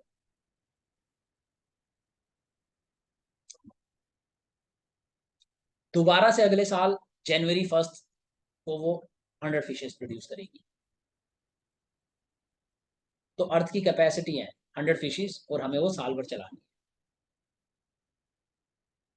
बट अगर आप August 1 तक ही सारी फिशेस कंज्यूम कर जाओगे, तो आपने अर्थ की कैपेसिटी जो है उसको ओवरशूट कर दिया, आपकी डिमांड ने। तो आप जो इकोलॉजिकल सोर्सेज रिसोर्सेज और सर्विसेज जो एक्सट्रैक्ट करते हो मदर अर्थ से, उसको आप साल के अंत तक वो खुद को, मीन्स मैं एक एग, मैं हैन हूं, मैं आपको आज एक एग दे सकती हूँ, कल एक एग दे सकती हूँ। तुम मुझे रेस्ट ही नहीं दे रहे हो, रिज्यूनेट होने का टाइम ही नहीं दे रहे, तुम मुझे अभी मार के 2 एग निकाल लो। ठीक है। तो ये अर्थ ओवरशूट है। तो लिमिट में होनी चाहिए। हाइपर कंजम्पशन है, रिस्पॉन्सिबल कंजम्पशन होनी चाहिए, वर्ड जो यूज कर सकते हो। ऐसे ही प्लास्टिक ओवरशूट है, प्लास्टिक प्रोड्यूस होता है और उसके बाद वो एब्जॉर्ब होता है एनवायरनमेंट के अंदर। तो 200 million 2020 million 220 million ton generate हुआ, और फिर 150 मिलियन टन एब्जॉर्ब हुआ, नेट एडिशन हो गई 70 मिलियन टन। तो हमें रिस्पॉन्सिबल कंज्यूमर बनना है, वेस्ट नहीं करनी है चीजें। तो इलेक्ट्रिसिटी का बिल और ट्यूबलाइट जो आपके फादर बोलते हैं बंद करो, इसलिए नहीं कि बिल कम आएगा, इसलिए क्योंकि अल्टीमेटली वो वेस्टेज है मदर अर्थ के रिसोर्सेज। तो रिस्पॉन्सिबल कंजम्पशन करो। तो ये आर्टिकल आप पढ़ना, बाकी इसमें ना एक है common but differentiated responsibility, CBDR। मैं वो इशू आपको बता देता हूँ। तो देखो, एक बड़ा पिक्चर आपको बता देता हूँ, फिर उसके बाद तुम्हें ये आर्टिकल सारे समझ में आया करेंगे। इन एडिटोरियल की डिस्कशन ये होगी, अगर आपने मेरे से ये 2-3 महीने एडिटोरियल डिस्कस कर लिए तो सारे न्यूज़पेपर के आर्टिकल आपको झट से समझ में आ जाएंगे। ये लोग मोर और लेस सेम बात करते रहते हैं सालों साल, बार बार। 6 महीने आपने अच्छे से न्यूज़पेपर पढ़ लिया तो आपको बाकी लोगों की तरह ये नहीं सोचना पड़ेगा कि 6 महीने पढ़ लिया और अगले 6 महीने नहीं पढ़ूंगे तो बहुत लॉस हो जाएगा। ऐसा कुछ नहीं होगा, अगले 6 महीने में भी वही बात है। बस एक बार 6 महीने पढ़ लो, ठीक है, फिर उसके बाद थोड़ा कम कम पढ़ लो। इस तरीके से न्यूज़पेपर पढ़ना होता है। कई बंदे आपको बोलेंगे कि 2 इयर्स का पढ़ो। 2 इयर्स का अगर बिना इंटरलिंकेज पढ़ रहे हो, बिना अंडरस्टैंडिंग पढ़ रहे हो, इट्स अ वेस्ट, एडमिटेड। लेकिन अगर तुम सारे बेसिक्स पढ़ने के बाद इकोनॉमिक्स के और GS के तुम 6 मंथ पढ़ रहे हो, it's good. And next 6 month तुम आराम से थोड़ा थोड़ा पढ़ सकते हो, nothing will change, still same comparative advantage रहेगा। तो न्यूज़पेपर को पूरा समझ के पढ़ने का फायदा है, नाम करने से नहीं। पूरा समझ आपको बेसिक कंसेप्ट के साथ आएगा। तो अब बेटा, इसके अंदर आप इन आर्टिकल्स को रीड करके देखना। मैं तुम्हें एक छोटा सा वो चीज बताता हूँ, फिर ट्रेजेडी ऑफ कॉमन करूंगा। CBDR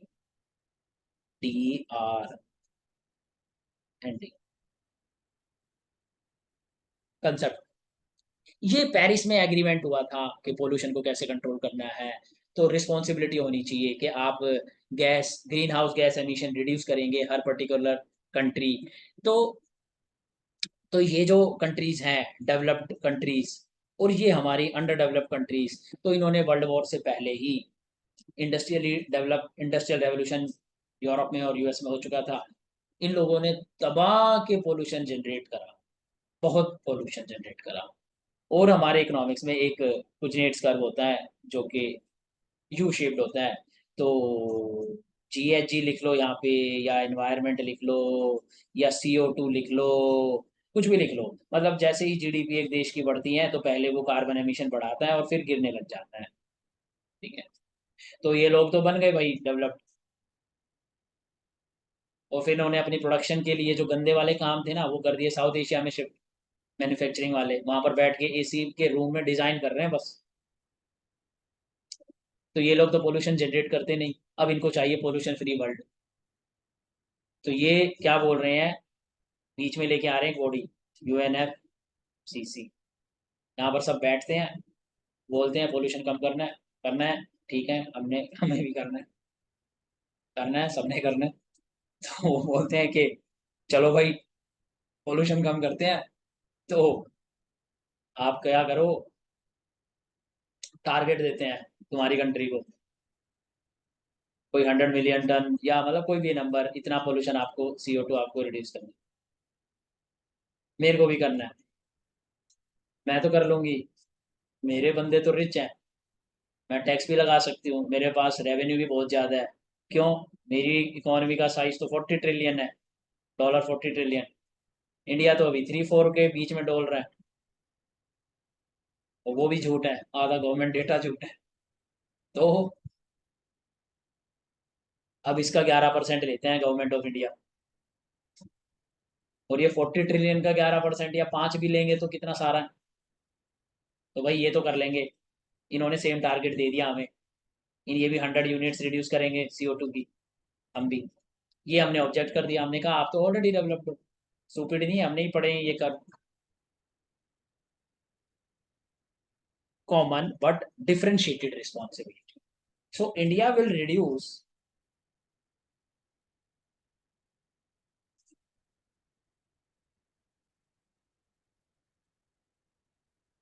it's pollution level depending upon national capabilities. हमारी कैपेबिलिटी क्या है, तो हमने जो टारगेट दिया है 2070 में नेट जीरो होने का, वो हमारी कैपेबिलिटी के अकॉर्डिंग दिया है, सोच समझ के। और हमने खुद डिसाइड किया है, नेशनली डिटरमिन्ड। ये बात हुई थी पेरिस 2015 में, एग्रीमेंट में। तो ये इसका मतलब होता है, दीज पीपल वांट कि हम ज्यादा कंट्रीब्यूट करें, बट हम कहते हैं नहीं, हम खुद डिसाइड करेंगे, बिकॉज हमें भी डेवलप होना है। और डेवलप होने के लिए एक प्रॉब्लम है, डेवलप होने के लिए एक प्रॉब्लम है, हमें पोल्यूशन करना ही पड़ेगा। अब आप बोलोगे कि सर क्यों करना पड़ेगा, रिन्यूएबल्स पे स्विच हो जाते हैं। बट रिन्यूएबल पर स्विच होना इजी नहीं है, इट्स वेरी कॉस्टली। मैं तुम्हें एक चीज से समझाता हूँ, सोशल कॉस्ट बोलते हैं इसे। प्रीवियस इकोनॉमिक सर्वे ने इसे सोशल कॉस्ट बोला था, social cost of green energy, social cost of pollution. पता है क्या, मेरे पास ऑप्शन है कोल, इससे मैं इलेक्ट्रिसिटी प्रोड्यूस करके 3 रुपीज पर यूनिट में प्रोड्यूस कर दूंगा। दूसरा ऑप्शन है मेरे पास रिन्यूएबल्स, सोलर, विंड। दोनों को चाहिए लैंड, लैंड है यहाँ पे कम, वैसे ही लैंड की वैल्यू ज्यादा है, तो जहां पर भी प्लांट लगेंगे पहले तो लैंड में गया पैसा। उसके बाद इनकी इंटरमिटेंसी की प्रॉब्लम, उसके बाद इनकी बैटरीज नहीं है इनफ। प्रोडक्ट तो बनाए नहीं हम लोगों ने, ये बैटरीज भी परचेज ही करेंगे और फिर उसमें स्टोर करेंगे, कॉस्ट हो जाएगी बहुत ज्यादा। अब रूरल फार्मर को और एमएसएमई को मिलेगा 10 रुपए में पर यूनिट इलेक्ट्रिसिटी। अब वो तो पैसे देंगे नहीं, तो गवर्नमेंट देगी सब्सिडी, फिर गवर्नमेंट का गया पैसा भाड़ में, और फिर बनेगा नहीं इंफ्रास्ट्रक्चर। तो हमें डेवलप होना है तो भाई यही रास्ता बढ़िया है, पोल्यूशन है, गंदा है पर मेरा है, अच्छा है, ये सोशल कॉस्ट। इसके लिए हम उन्हें कहते हैं कि तुम रिन्यूएबल्स पे स्विच करना चाहते हो तो हमें फ्री में टेक्नोलॉजी ट्रांसफर करो, ताकि हम कोल गैसिफिकेशन, कैप्चरिंग डिवाइसेस लगा सकें कार्बन एमिशन की, और अच्छी बैटरी चीपर रेट में बना सके, इंटरमिटेंसी की प्रॉब्लम सॉल्व कर ले। ये वो देना नहीं चाहते, उनकी तो सारी मेहनत खराब हो जाएगी। जैसे मेरे पास स्टूडेंट आते हैं सीधा ये बोलते हैं PYQ दे दो, जैसे कि यहाँ पे बैठे हुए ले लो, सारा तो एडवांटेज ही चला जाएगा बेटा। ये प्रॉब्लम चल रही है। अब आप उसके बाद explode food inflation from target. अच्छा, अब ये चीज ना बहुत ज्यादा बारीकी से तुम्हें समझ में आएगी जब तुम मैक्रो कर लोगे, लेकिन फिर भी मैं तुम्हें एक हिंट दे देता हूँ। अब देखो, कंज्यूमर प्राइस इंडेक्स की बास्केट के अंदर, CPI के अंदर काफी सारे गुड्स होते हैं, मैन्युफैक्चर्ड होते हैं और प्राइमरी गुड्स होते हैं एग्रीकल्चर के, एग्रीकल्चर से फिनिश्ड प्रोडक्ट फूड प्रोसेसिंग वाले वो प्रोडक्ट भी होते हैं। तो एक बास्केट बनती है लगभग कुछ, आई थिंक 500-600 कुछ, मैं एग्जैक्टली तो जब पेपर 2 पढ़ाऊंगा तब बताऊंगा कितने गुड्स होते हैं, तेरे कंसिडर कर लो। और इनके, इन सारे प्रोडक्ट्स को एक बास्केट में डालते हैं, और इनके प्राइसेस में जो चेंज आता है एनुअली,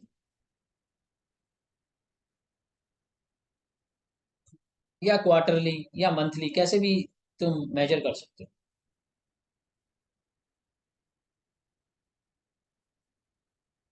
जो प्राइस में इस बास्केट के, एक बास्केट होगी, इसका प्राइस होगा 100, अब इसमें जब इंक्रीज हो गया 10 से, ये हो गया 110, तो इस एक मंथ के अंदर मैंने बोला 10% इन्फ्लेशन है मंथली, ठीक है। तो अभी CPI के अंदर ना जो फूड का कंपोनेंट है ना, फूड का बहुत ज्यादा है बेटा, बहुत ज्यादा है, बहुत ज्यादा कंपोनेंट फूड का। और ये फूड जो है ना, RBI के कंट्रोल में नहीं है, ये वाले आइटम है ना जो मैन्युफैक्चर वाले, जैसे मशीन खरीदना, मोबाइल वगैरह, ये सारे प्रोडक्ट्स कुछ ऐसे वाले, ये पता है किस चीज पे डिपेंड करते हैं? फाइनेंस पे। वो क्रेडिट पे। क्रेडिट किस पे? रेपो रेट पे। तो आरबीआई ना इनको कंट्रोल कर सकता है, एग्रीगेट डिमांड को, इन कंपोनेंट को। तो इनकी डिमांड को कंट्रोल कर लेगा तो इनके प्राइस को भी कंट्रोल कर लेंगे। लेकिन फूड के प्राइस को नहीं कंट्रोल कर सकते, कि फूड मदर अर्थ से जनरेट होता है। फूड की इन्फ्लेशन सिर्फ डिमांड से नहीं होती है, सप्लाई से भी होती है। तो फूड में अगर सप्लाई शॉक लग गया, S2 S1, तो वीट पूरी दुनिया में महंगा हो जाएगा, जैसे यूक्रेन के वॉर में वहां के फार्म्स को बंद करा जाएगा। जैसे ही ऑयल मिडल ईस्ट में इफेक्ट होगा, जैसे ही एल नीनो आ जाएगा ज्योग्राफी में, और आपकी मॉनसून खराब हो जाएगा। उसी साल जिस दिन ठंड नहीं होगी, जिस साल इनफ विंटर नहीं होगी, वीट अच्छा नहीं होगा, तो ये फूड की इन्फ्लेशन स्पाइक कर जाता है। आरबीआई ये कहता है कि फूड का प्राइस कंट्रोल करना मेरे कंट्रोल में नहीं।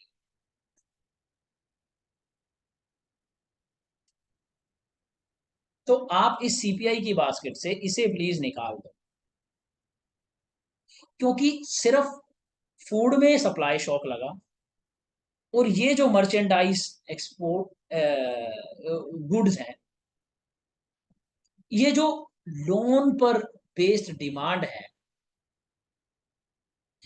फूड के प्राइसेस जो मेरे कंट्रोल में नहीं है, उनमें स्पाइक आने की वजह से मुझे लोन्स को महंगा करना पड़ेगा, मुझे एग्रीगेट डिमांड रिड्यूस करनी पड़ेगी, उसके लिए रेपो रेट बढ़ाना पड़ेगा, उसके लिए फिर उससे इंटरलिंक्ड अदर कमर्शियल बैंक्स अपना लोनिंग रेट बढ़ा देंगे।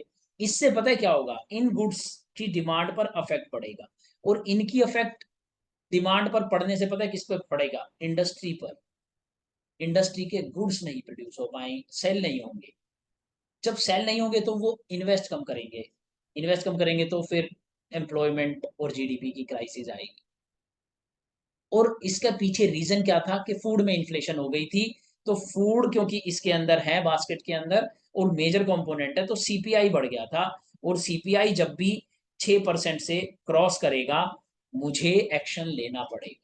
तो प्लीज फूड को बाहर निकाल दो, क्योंकि फूड का प्राइस कंट्रोल करना मेरे कंट्रोल में नहीं है, ये सप्लाई साइड शॉक्स है। बेटर ये हो कि गवर्नमेंट ऑफ इंडिया इसकी रिस्पॉन्सिबिलिटी ले, और फूड के प्राइसेस के लिए फूड वाउचर्स दे जब भी इन्फ्लेशन हो, और यूनिवर्सल बेसिक इनकम जो मैंने आपको पहले पढ़ाया है लेबर सप्लाई कर में, डायरेक्ट ट्रांसफर करे, या प्रधानमंत्री गरीब कल्याण योजना में फूड के फ्री फूड तो गवर्नमेंट ऑफ इंडिया दे ही रही है नेशनल फूड सिक्योरिटी एक्ट में। तो national food security act leads to efficiency in inflation target. So this is the argument of Shaktikanta Das, RBI governor, कि मैं एग्रीगेट डिमांड मैनेज कर सकता हूं, सप्लाई नहीं। डिमांड मैनेज करना मेरे हाथ में है, जो मैन मेड प्रोडक्ट्स हैं उनके सस्ते लोन देकर, परचेज करवाकर, या ना परचेज करवाकर, लोन्स को महंगा कर। बट फूड मेरे कंट्रोल में। Food depends upon mother earth and cloud God. So government of India should take that responsibility. If that happens, my inflation targeting will be very effective. And I would not have to change the rate of interest rapidly. That will not change the borrowing cost. And industrial output and investment would be in happy state. However, एक और argument है कि अगर food inflation को CPI से निकाल देंगे, तो फूड इन्फ्लेशन अगर गवर्नमेंट ऑफ इंडिया कंट्रोल नहीं कर पाई अपने यूनिवर्सल बेसिक इनकम प्रोग्राम से, और अपने नेशनल फूड सिक्योरिटी एक्ट की हेल्प से, फूड वाउचर से, तो पुअर सेक्शन सबसे ज्यादा सफर होगा, क्योंकि इंडिया में आज भी बहुत लोग पुअर हैं, और उनकी बास्केट ऑफ गुड में सबसे पहला आइटम फूड ही है। और वो जो फूड का प्राइस होगा वो उनकी वेजेस में इफेक्ट होगा। They will start bargaining more real wage and more nominal wage and that would leads to wage price spiral. फिर वो जब ज्यादा सैलरी मांगने लगेंगे तो वो प्राइस की इन्फ्लेशन, वो कॉस्ट आपके मैन्युफैक्चर्ड गुड्स में ऐड हो जाएगी।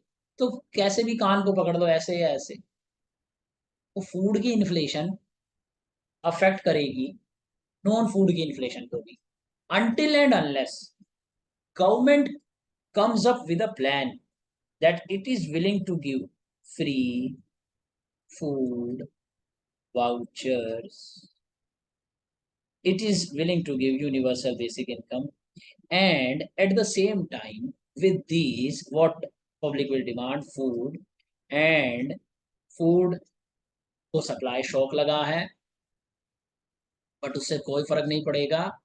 हमने क्लाउड गोड और मदर अर्थ के से निपटने के लिए कोल्ड स्टोरेज बना लिया, और कोल्ड स्टोरेज के अंदर हम रखेंगे जिस सीजन में अच्छा फूड प्रोड्यूस हो जाएगा उसको स्टोर कर, और फिर ये आएंगे इन्हें हम दे देंगे।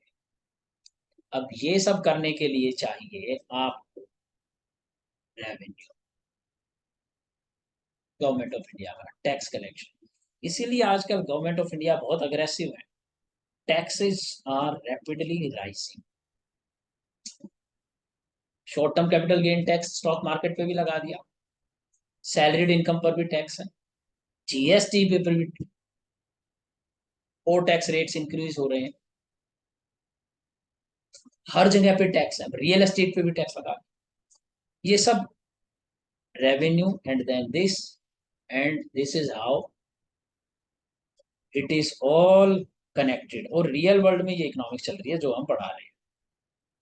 अब ये चीज बेटा फिर कभी ये अभी आपको समझ नहीं आएगी, हम आगे पढ़ेंगे जब करेंगे, ठीक है। अब 20 मिनट है, 20 मिनट में मैं तुम्हें वो करा दूंगा, ट्रेजेडी ऑफ मॉम, ठीक है।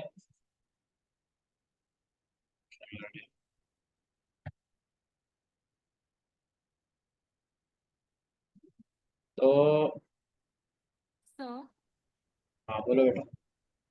so regarding this inflation targeting, जैसे एक आर्टिकल पढ़ा था, तो मतलब हम कोर इन्फ्लेशन को टारगेट करें या हेडलाइन इन्फ्लेशन जिसके अंदर सीपीआई है, तो एक्चुअली में टारगेट कौन सा करना चाहिए, कोर इन्फ्लेशन या सीपीआई को?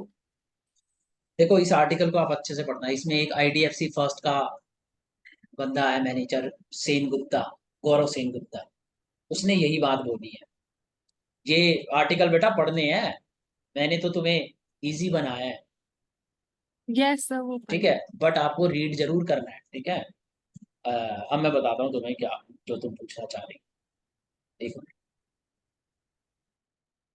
देखो आज आज सारे बच्चे हैं जब आसान चीजें पढ़ाते हैं ना, जब बड़ा मजा आता है, लेकिन बेटा आसान चीज से कुछ हासिल नहीं होगा, तो गंदा काम तो करना ही पड़ेगा जो हम रोज कर रहे हैं 6 महीने। ये चीजें आसान तभी लगेंगी। तो बेटा आपको मैं एज्यूम करके चल रहा हूँ, तुम्हें आईएसएलएफ मॉडल सब पता होगा, एडीएस पता होगा, तो तुम्हें पता है कि एलएम कर्व को मॉनेटरी पॉलिसी से शिफ्ट करते हैं, आईएस कर्व यस। को फिस्कल पॉलिसी से शिफ्ट करते हैं, और वो दोनों आईएसएलएम के जो इक्विलिब्रियम पॉइंट्स होते हैं, तुमने पढ़ा होगा डॉन बुशन फिशर में 7 चैप्टर में, एडी कर्व उसी से डिराइव करते हैं, ठीक है। और जब यस आप सर। आईएसएलएम को शिफ्ट करते हो तो एडी कर्व राइटवर्ड शिफ्ट होता है। तो जब एडी कर्व राइटवर्ड शिफ्ट होता है तो आपकी जीडीपी बढ़ती है, ठीक है, ठीक है।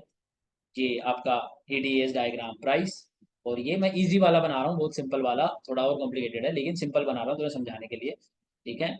ये एएस, ये एडी, ये एएस, ठीक है, एडी 1, एडी 2, ठीक है।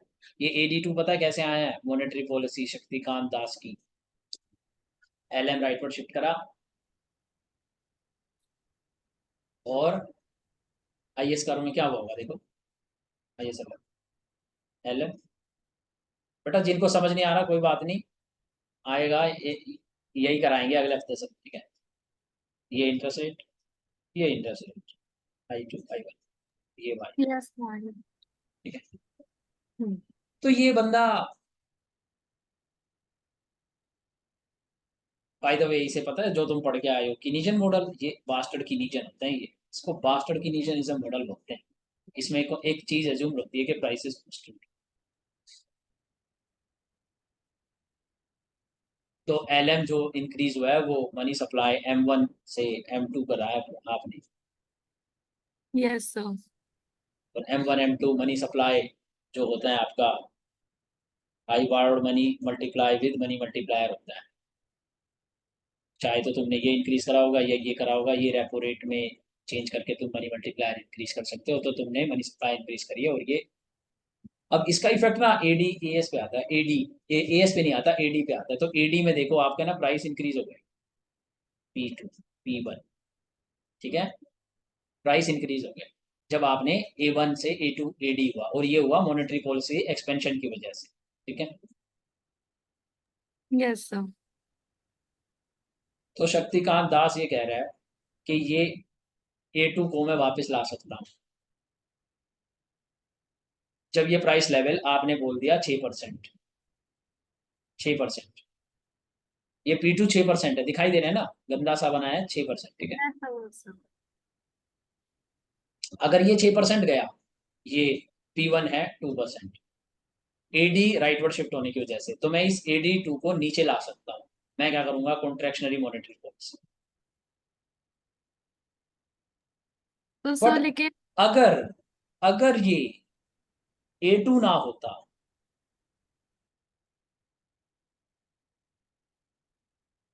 ये AS अपवर्ड शिफ्ट हो जाता सप्लाई साइड की शॉक की वजह से, फूड इन्फ्लेशन की वजह से। क्योंकि फूड मेरे हाथ में नहीं है कंट्रोल करना, वो सप्लाई में अगर रिड्यूस हो गया तो रिड्यूस हो गया। अब ये 6% क्रॉस कर गया बेटा, अब मेरे को पता है क्या करना पड़ेगा, इस इन्फ्लेशन को क्या करूं, डाउन करना पड़ेगा। Down yes. करने के लिए मुझे क्या करना पड़ेगा, AD को नीचे। अब मेरा Y1 आउटपुट आउटपुट और नीचे गिर गया, तो इन्फ्लेशन टारगेटिंग के चक्कर में मैंने GDP ग्रोथ खराब कर दी। अगर AD ज्यादा हो गया था तो कंट्रोल कर लेता, पुराने लेवल ऑफ वाई आउटपुट पे रहते और इन्फ्लेशन नीचे आ जाती। अब आपको इन्फ्लेशन कंट्रोल करने के लिए मॉनेटरी पॉलिसी कॉन्ट्रेक्शनरी अगर करोगे और इन्फ्लेशन सप्लाई साइड से आई है, तो आपको बहुत सारा आउटपुट लूज करना पड़ेगा, और आउटपुट लूज करने का मतलब है अनएम्प्लॉयमेंट इंक्रीज करना। समझ में आया ये? Yes sir. ये चीजें आएंगी, इसीलिए मैं अभी एडिटोरियल पढ़ाना नहीं चाहता था, क्योंकि अ, फिर ये मैक्रो के बगैर कुछ बच्चे डर जाएंगे, ये क्या है, कुछ नहीं है बेटा, बहुत आसान है, बस थोड़े दिन पेशेंस देने की बात है, ये सारी सर चीजें आपको समझ आएंगी। हाँ, इसके अंदर हम यही बोलते थे ना कि अगर हम मॉनेटरी पॉलिसी करें विद फिस्कल पॉलिसी तो हमारी आउटपुट बढ़ेगी विदाउट इंक्रीजिंग द इन्फ्लेशन। किसके अंदर बोल रहे हैं? सर ISLM में हम वाई को अगर इंक्रीज करना है विदाउट इंक्रीजिंग द पी तो हम LM को भी शिफ्ट कर देते थे ना थ्रू वो फिस्कल आई है पॉलिसी। बेटा, आई को चेंज नहीं करना था।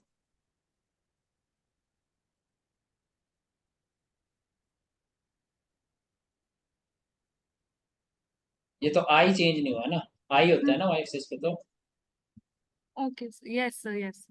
पी नहीं है यहाँ, ISLM में पी नहीं आता, इंटरेस्ट रेट आता है। नहीं समझ ADAS के इसका इफेक्ट ऑन ADAS कह रही थी। तो AS तो शिफ्ट होगा ही नहीं, चाहे तुम फिस्कल पॉलिसी भी लगा लो। AD से ISLM दोनों के शिफ्ट से सिर्फ AD शिफ्ट होता है। Yes sir. पढ़ा नहीं आपने ये, AD ही नहीं सर शिफ्ट होगा। Yes I know. ठीक है वो हो गया क्लियर। अच्छा नहीं, बताओ क्या नहीं आ रहा। नहीं नहीं सर हो गया। अच्छा, ज्यादा समझ में आएगा जब हम ये करेंगे। तो ट्रेजेडी ऑफ कॉमन कर लेते हैं, थोड़ा सा ही है, बस थोड़ी सी देर का काम। ये दो ही पेज हैं, इसको रीड कर लेना। 10-15 मिनट में हो जाएगा।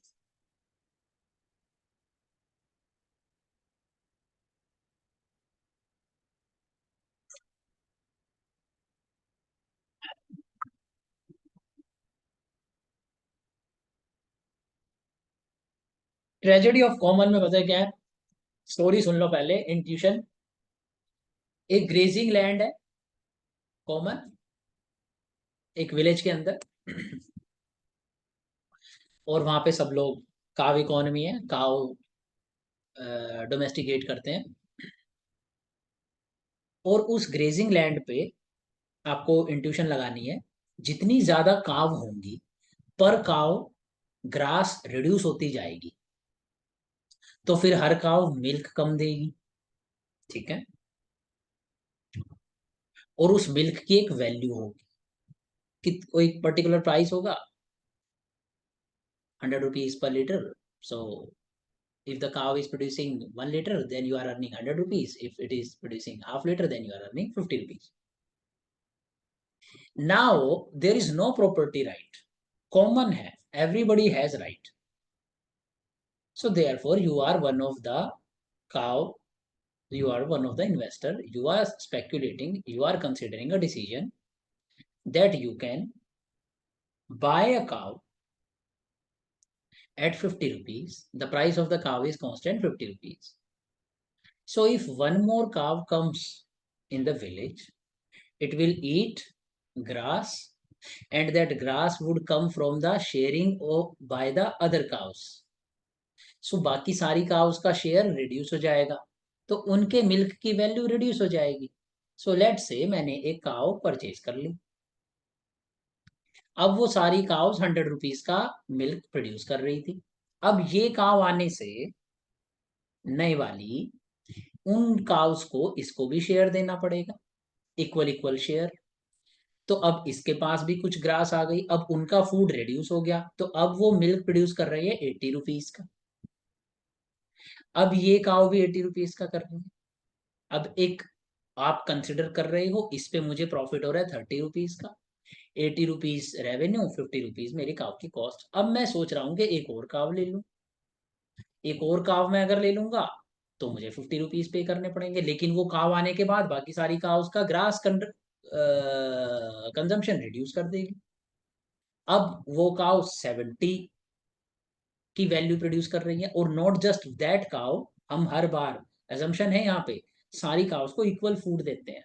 तो जैसे जैसे लोग घर में आते जाएंगे, मेरे राजमा राइस रिड्यूस हो रहे हैं, जितने गेस्ट आ रहे हैं मुझे कम मिलेगा। यही बाकी काउस के साथ हो रहा है। वो चाह रही है कि काव ना आए, और जब भी एक्स्ट्रा काव आती है सब में इक्वल डिवाइड होता है। तो आपकी पर काव कंजम्पशन कम हो रही है, तो पर काव मिल्क प्रोडक्शन कम हो रही है, तो पर काव वैल्यू ऑफ रेवेन्यू कम हो रही है। फिर आप एक और काव कंसिडर करोगे, और आप इस तरीके से जब तक काव परचेज करते रहोगे, जब तक सारी काव्स को इतना फूड मिले, इतनी ग्रास कंजम्पशन मिले कि सारी काव 50 रुपीज का मिल्क प्रोड्यूस करे। अब काव की कॉस्ट 50 रुपीज, काव की मिल्क की वैल्यू 50 रुपीज, मिला क्या? Zero profit. This is tragedy of common. क्योंकि कोई भी एक ऑनर था नहीं, तो प्रॉफिट मैक्सिमाइज नहीं हो पाया, और हमें जीरो प्रॉफिट मिला, क्योंकि सबको अपनी पड़ी थी। वो बस ये कंसिडर करता था, हर इंडिविजुअल, जैसे राम श्याम मोनू सोनू इतने सारे बंदे हैं, सब ये कंसिडर कर रहे हैं कि अगर मैं 50 रुपीज की काव ले आऊंगा, तो 60 रुपीज का मुझे मिल्क मिलेगा, 10 रुपीज का प्रॉफिट, तो वो बंदा ले आता है। फिर मोनू को ये लगता है कि 50 रुपीज की काव ले आऊंगा, 55 का वैल्यू मिलेगी, 5 रुपीज का प्रॉफिट, तो वो ना सिर्फ उसका प्रॉफिट कम होता है, बाकी सब लोगों का प्रॉफिट कम होता है, और सब लोगों का जीरो पे आ जाता है। नाउ कंसिडर कि अगर एक ओनर होता, तो फिर वो वही वाला कंसेप्ट यूज करता, मार्जिनल रेवेन्यू और मार्जिनल कॉस्ट। यहाँ पर क्या हो रहा है, हम जो काव की 50 रुपीज की कॉस्ट है, उससे पता है क्या कंपेयर कर रहे हैं? Average revenue. एवरेज रेवेन्यू क्या हुआ? सारी काव्स का revenue divided by number of calves, और हर काव का रेवेन्यू, पर काव का रेवेन्यू रिड्यूस होता जा रहा है।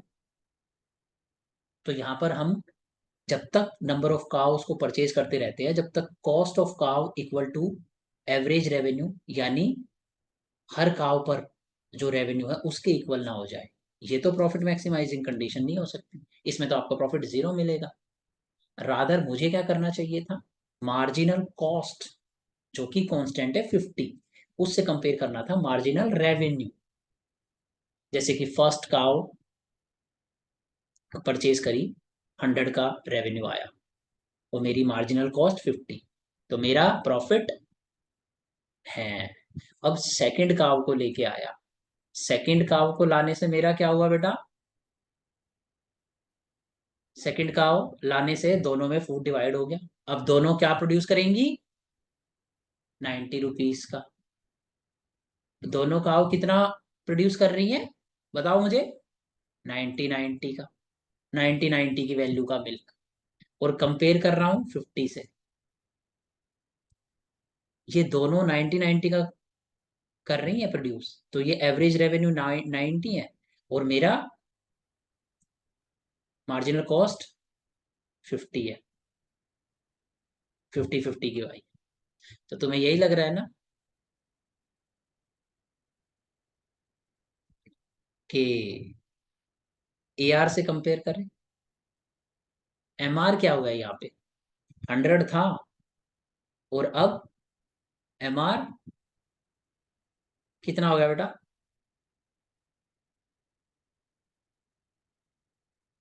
MR हमेशा AR के नीचे होता है।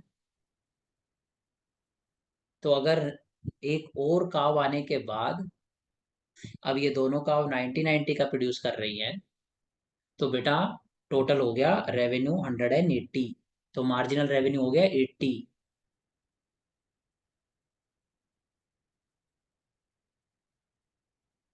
तो आप फिर तीसरी काव को कंसिडर करोगे, मार्जिनल रेवेन्यू हमेशा नीचे रहेगा एवरेज रेवेन्यू के, और जब marginal revenue equal to marginal cost जहां पर स्टक करेगा, वहीं पर मैं कार की परचेज करना बंद काव की परचेज करना बंद कर दूंगा। तो मैं लेस नंबर ऑफ काव परचेज करूंगा और मेरा प्रॉफिट भी आएगा। और ये चीज यहाँ पर दिखाई गई है इस डायग्राम में, कॉस्ट ऑफ काव, ए एवरेज प्रोडक्ट या एवरेज रेवेन्यू बोलो, रियल टर्म में एवरेज प्रोडक्ट बोल दिया मैंने। AR भी लिख सकते हो इसको, ठीक है, इसको आप AR भी लिख सकते हो, एवरेज प्रोडक्ट बोल दिया। प्राइस वन कंसिडर कर लें तो एवरेज प्रोडक्ट, एवरेज रेवेन्यू भी इसको लिख सकते हो, कोई प्रॉब्लम नहीं है। अब ये बंदे एवरेज रेवेन्यू गिरता जा रहा है, जितनी जितनी नंबर ऑफ काउस आ रही हैं सब में फूड शेयर होता जा रहा है, और काउ के मिल्क की वैल्यू रिड्यूस होती जा रही है। और क्योंकि कोई एक ओनर नहीं है, तो सबको अपने प्रॉफिट की पड़ी है, सब इंडिविजुअल डिसीजन ले रहे हैं, इस वजह से ज्यादा नंबर ऑफ काउ परचेज कर रहे हैं। और जब भी वो डिसाइड करते हैं कि उन्हें काउ परचेज करना चाहिए कि नहीं, वो एवरेज रेवेन्यू को, एवरेज प्रोडक्ट को कंपेयर करते हैं इस 50 की कॉस्ट से। जब यहाँ पर वो इक्वल टू जीरो आ जाता है, तो बेटा आप प्रॉफिट कैसे निकालते थे, average revenue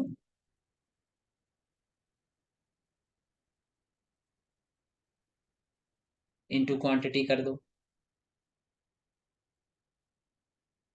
average cost into quantity कर दो, ऐसे प्रॉफिट निकलता था।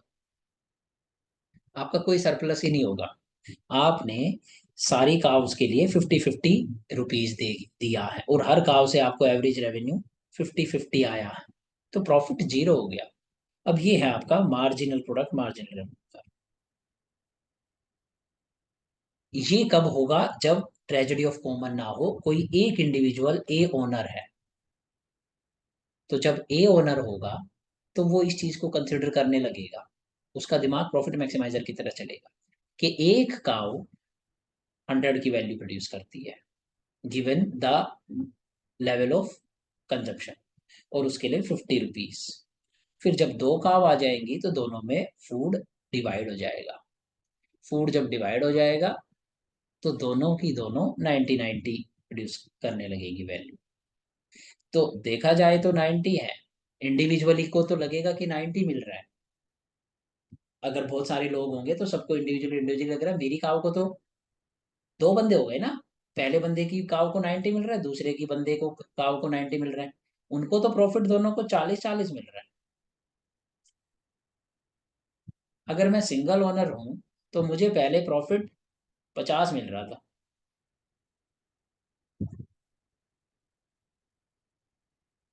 ठीक है।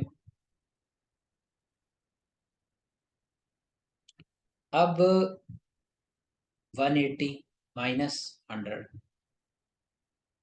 80 प्रॉफिट मिल रहा है। तो जो सिंगल ओनर होता है ना, वो मार्जिनल रेवेन्यू को मार्जिनल कॉस्ट से, मार्जिनल कॉस्ट यहाँ पर है कांस्टेंट ए से, इक्वेट करता है।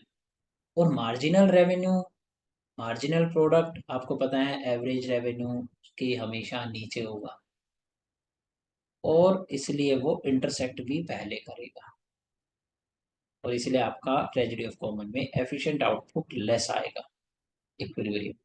और जब कॉमन प्रॉपर्टी होगी तो ज्यादा आएगा। तो ये जब ट्रेजेडी ऑफ कॉमन है, प्रॉपर्टी कॉमन है, तो सारे लोग एक दूसरे के लिए नेगेटिव एक्सटर्नैलिटी जनरेट कर रहे हैं। जब भी न्यू काव आती है तो प्रेजेंट काव के लिए नेगेटिव एक्सटर्नैलिटी जनरेट करती हैं, अपनी कंजम्पशन से उसकी कंजम्पशन रिड्यूस करती हैं, और जब वो रिड्यूस होता है तो उसके मिल्क की वैल्यू रिड्यूस होती है। इसीलिए नेगेटिव एक्सटर्नैलिटी की प्रेजेंस में, कॉमन प्रॉपर्टी राइट्स होने की वजह से, इक्विलिब्रियम ऑफ नंबर ऑफ काव जो है, नंबर ऑफ काव बटा ज्यादा, हम उसके प्रोडक्ट को कंपेयर कर रहे हैं, वैल्यू दे देते इसको, प्राइस से मल्टीप्लाई कर दो तो वो एवरेज रेवेन्यू जाता है। हमने यहाँ पर न्यूट्रल रखा है, प्राइस को कंसिडर नहीं किया। ये देख रहे हैं कि भाई एक्चुअली में ये जो है ना, ये हम यही ये कहना चाह रहे हैं, अगर किसी को इसमें प्रॉब्लम हो रही है कि एवरेज प्रोडक्ट अगर 1 kg मिल्क है, तो हमें काव को परचेज करने के लिए 1 kg मिल्क देना पड़ता है, बस इतनी सी बात। अगर तुम इससे प्राइस से मल्टीप्लाई कर दो तो भी वो प्रॉब्लम, तो भी वो बात सेम ही होगी। क्यों? क्योंकि 1 kg को यहाँ पे 100 से मल्टीप्लाई करोगे, यहाँ पे भी 1 kg को 100 से मल्टीप्लाई करोगे, तो आउटकम सेम ही आएगा। ठीक है बेटा। तो अब इसकी नोटेशंस देख लो। अब एफिशिएंट आउटपुट कहाँ प्रोड्यूस होता है ट्रेजेडी ऑफ कॉमन में?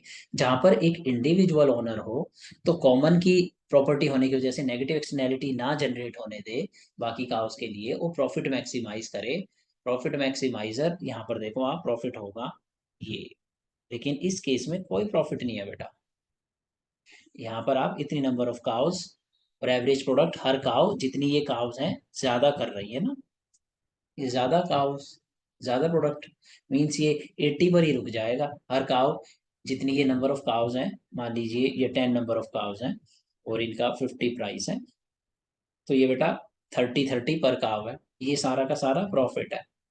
लेकिन अगर इन्होंने वन इंडिविजुअल को नहीं रखा, मोनोपोलिस्ट को नहीं रखा, क्योंकि मोनोपोलिस्ट का डिमांड कर इसी तरीके का होता है ना, और वो M R equal to M C पे इक्वेट करता है ना बेटा। तो अगर वो M R equal to M C पे इक्वेट ना करे और बहुत सारे उसके कॉमन प्रॉपर्टी है सबके लिए, ये बहुत सारे काव ओनर्स हैं, तो वो तो सब अपना पर्सनल प्रॉफिट देखेंगे, और वो जब तक काउस परचेज करते रहेंगे जब तक एवरेज प्रोडक्ट जीरो, मतलब 50 ही ना हो जाए, और यहाँ पर इस केस में कोई प्रॉफिट नहीं मिलेगा। तो आपको इसी तरीके से ये बताया गया है कि ये जब आप पढ़ोगे तो आपको पता चलेगा एफ ऑफ सी क्या है, value of milk. F of C upon C क्या है, पर काव वैल्यू ऑफ मिल्क। ए क्या है, कॉस्ट ऑफ काव। ठीक है, ये आपको पता चलेगा। तो अब आप एज एन इंडिविजुअल क्या करोगे, मैक्सिमाइज करोगे किसको, प्रॉफिट को। डिसीजन वेरिएबल क्या है यहाँ पे, कितनी काव परचेज करनी है। ये क्या है, टोटल कॉस्ट, नंबर ऑफ काव multiplied with their price. And ये क्या है, वैल्यू ऑफ मिल्क। तो जब आप इसे डिफरेंशिएट करोगे तो आपको मिलेगा मार्जिनल प्रोडक्ट, और ये सी की डिफरेंशिएशन 1, इक्वल टू करोगे इसको 0, और आपका ए इधर आ जाएगा। जब ये आप इंडिविजुअल ओनर के हिसाब से कंसिडर करोगे तो you will purchase less number of cows and you will earn surplus profit. But in case of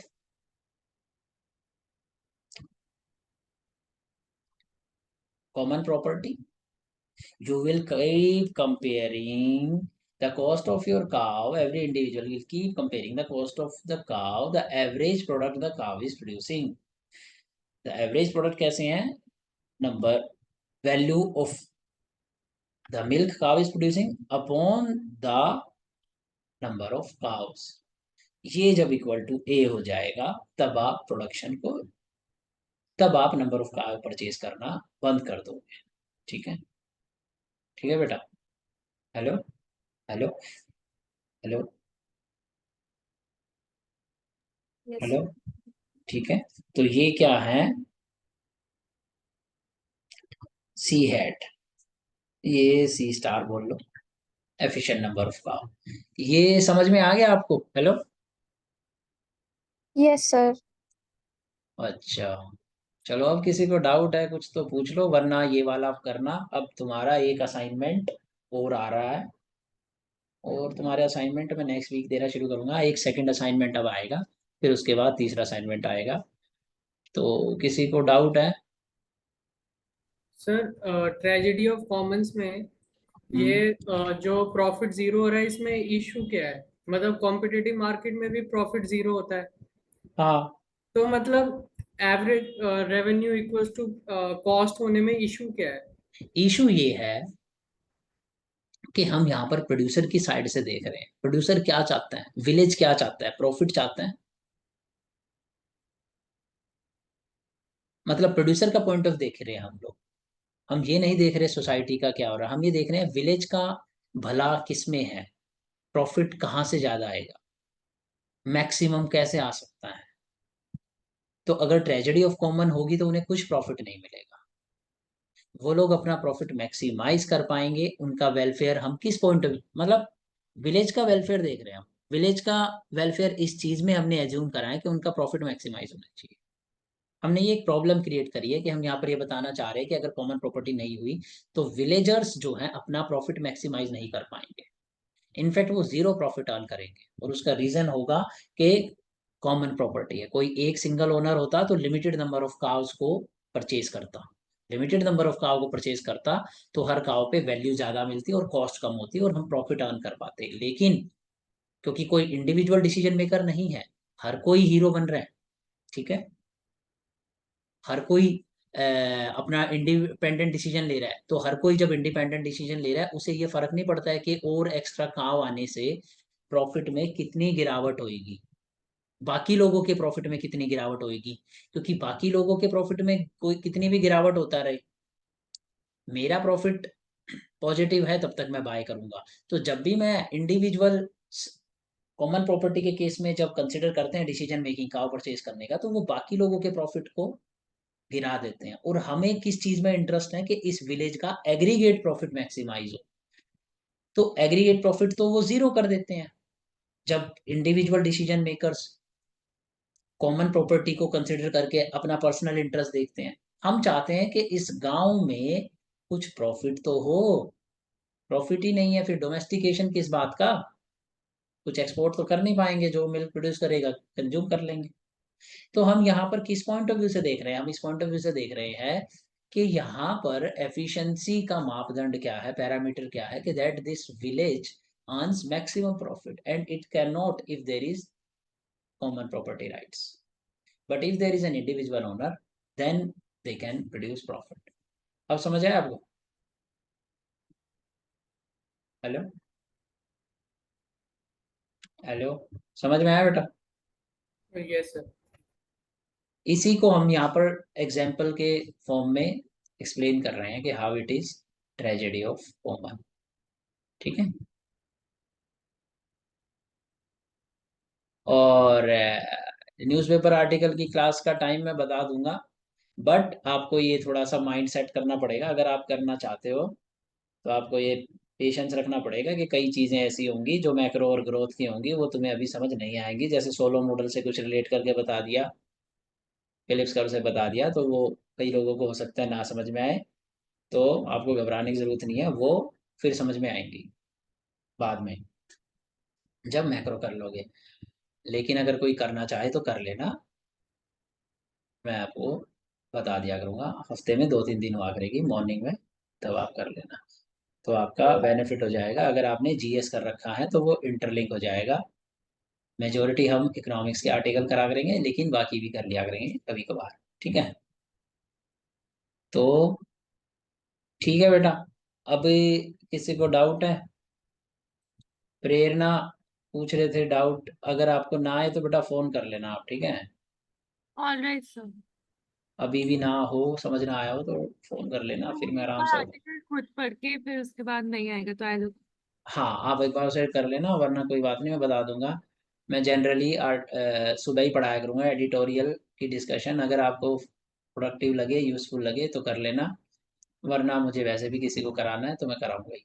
तो ये क्लास के टाइम पे हमारा कोर इकोनॉमिक्स ही चला करेगी। आज सिर्फ इसलिए करा दिया क्योंकि पढ़ाने को कुछ था नहीं, छोटा टॉपिक था। ठीक है, ओके।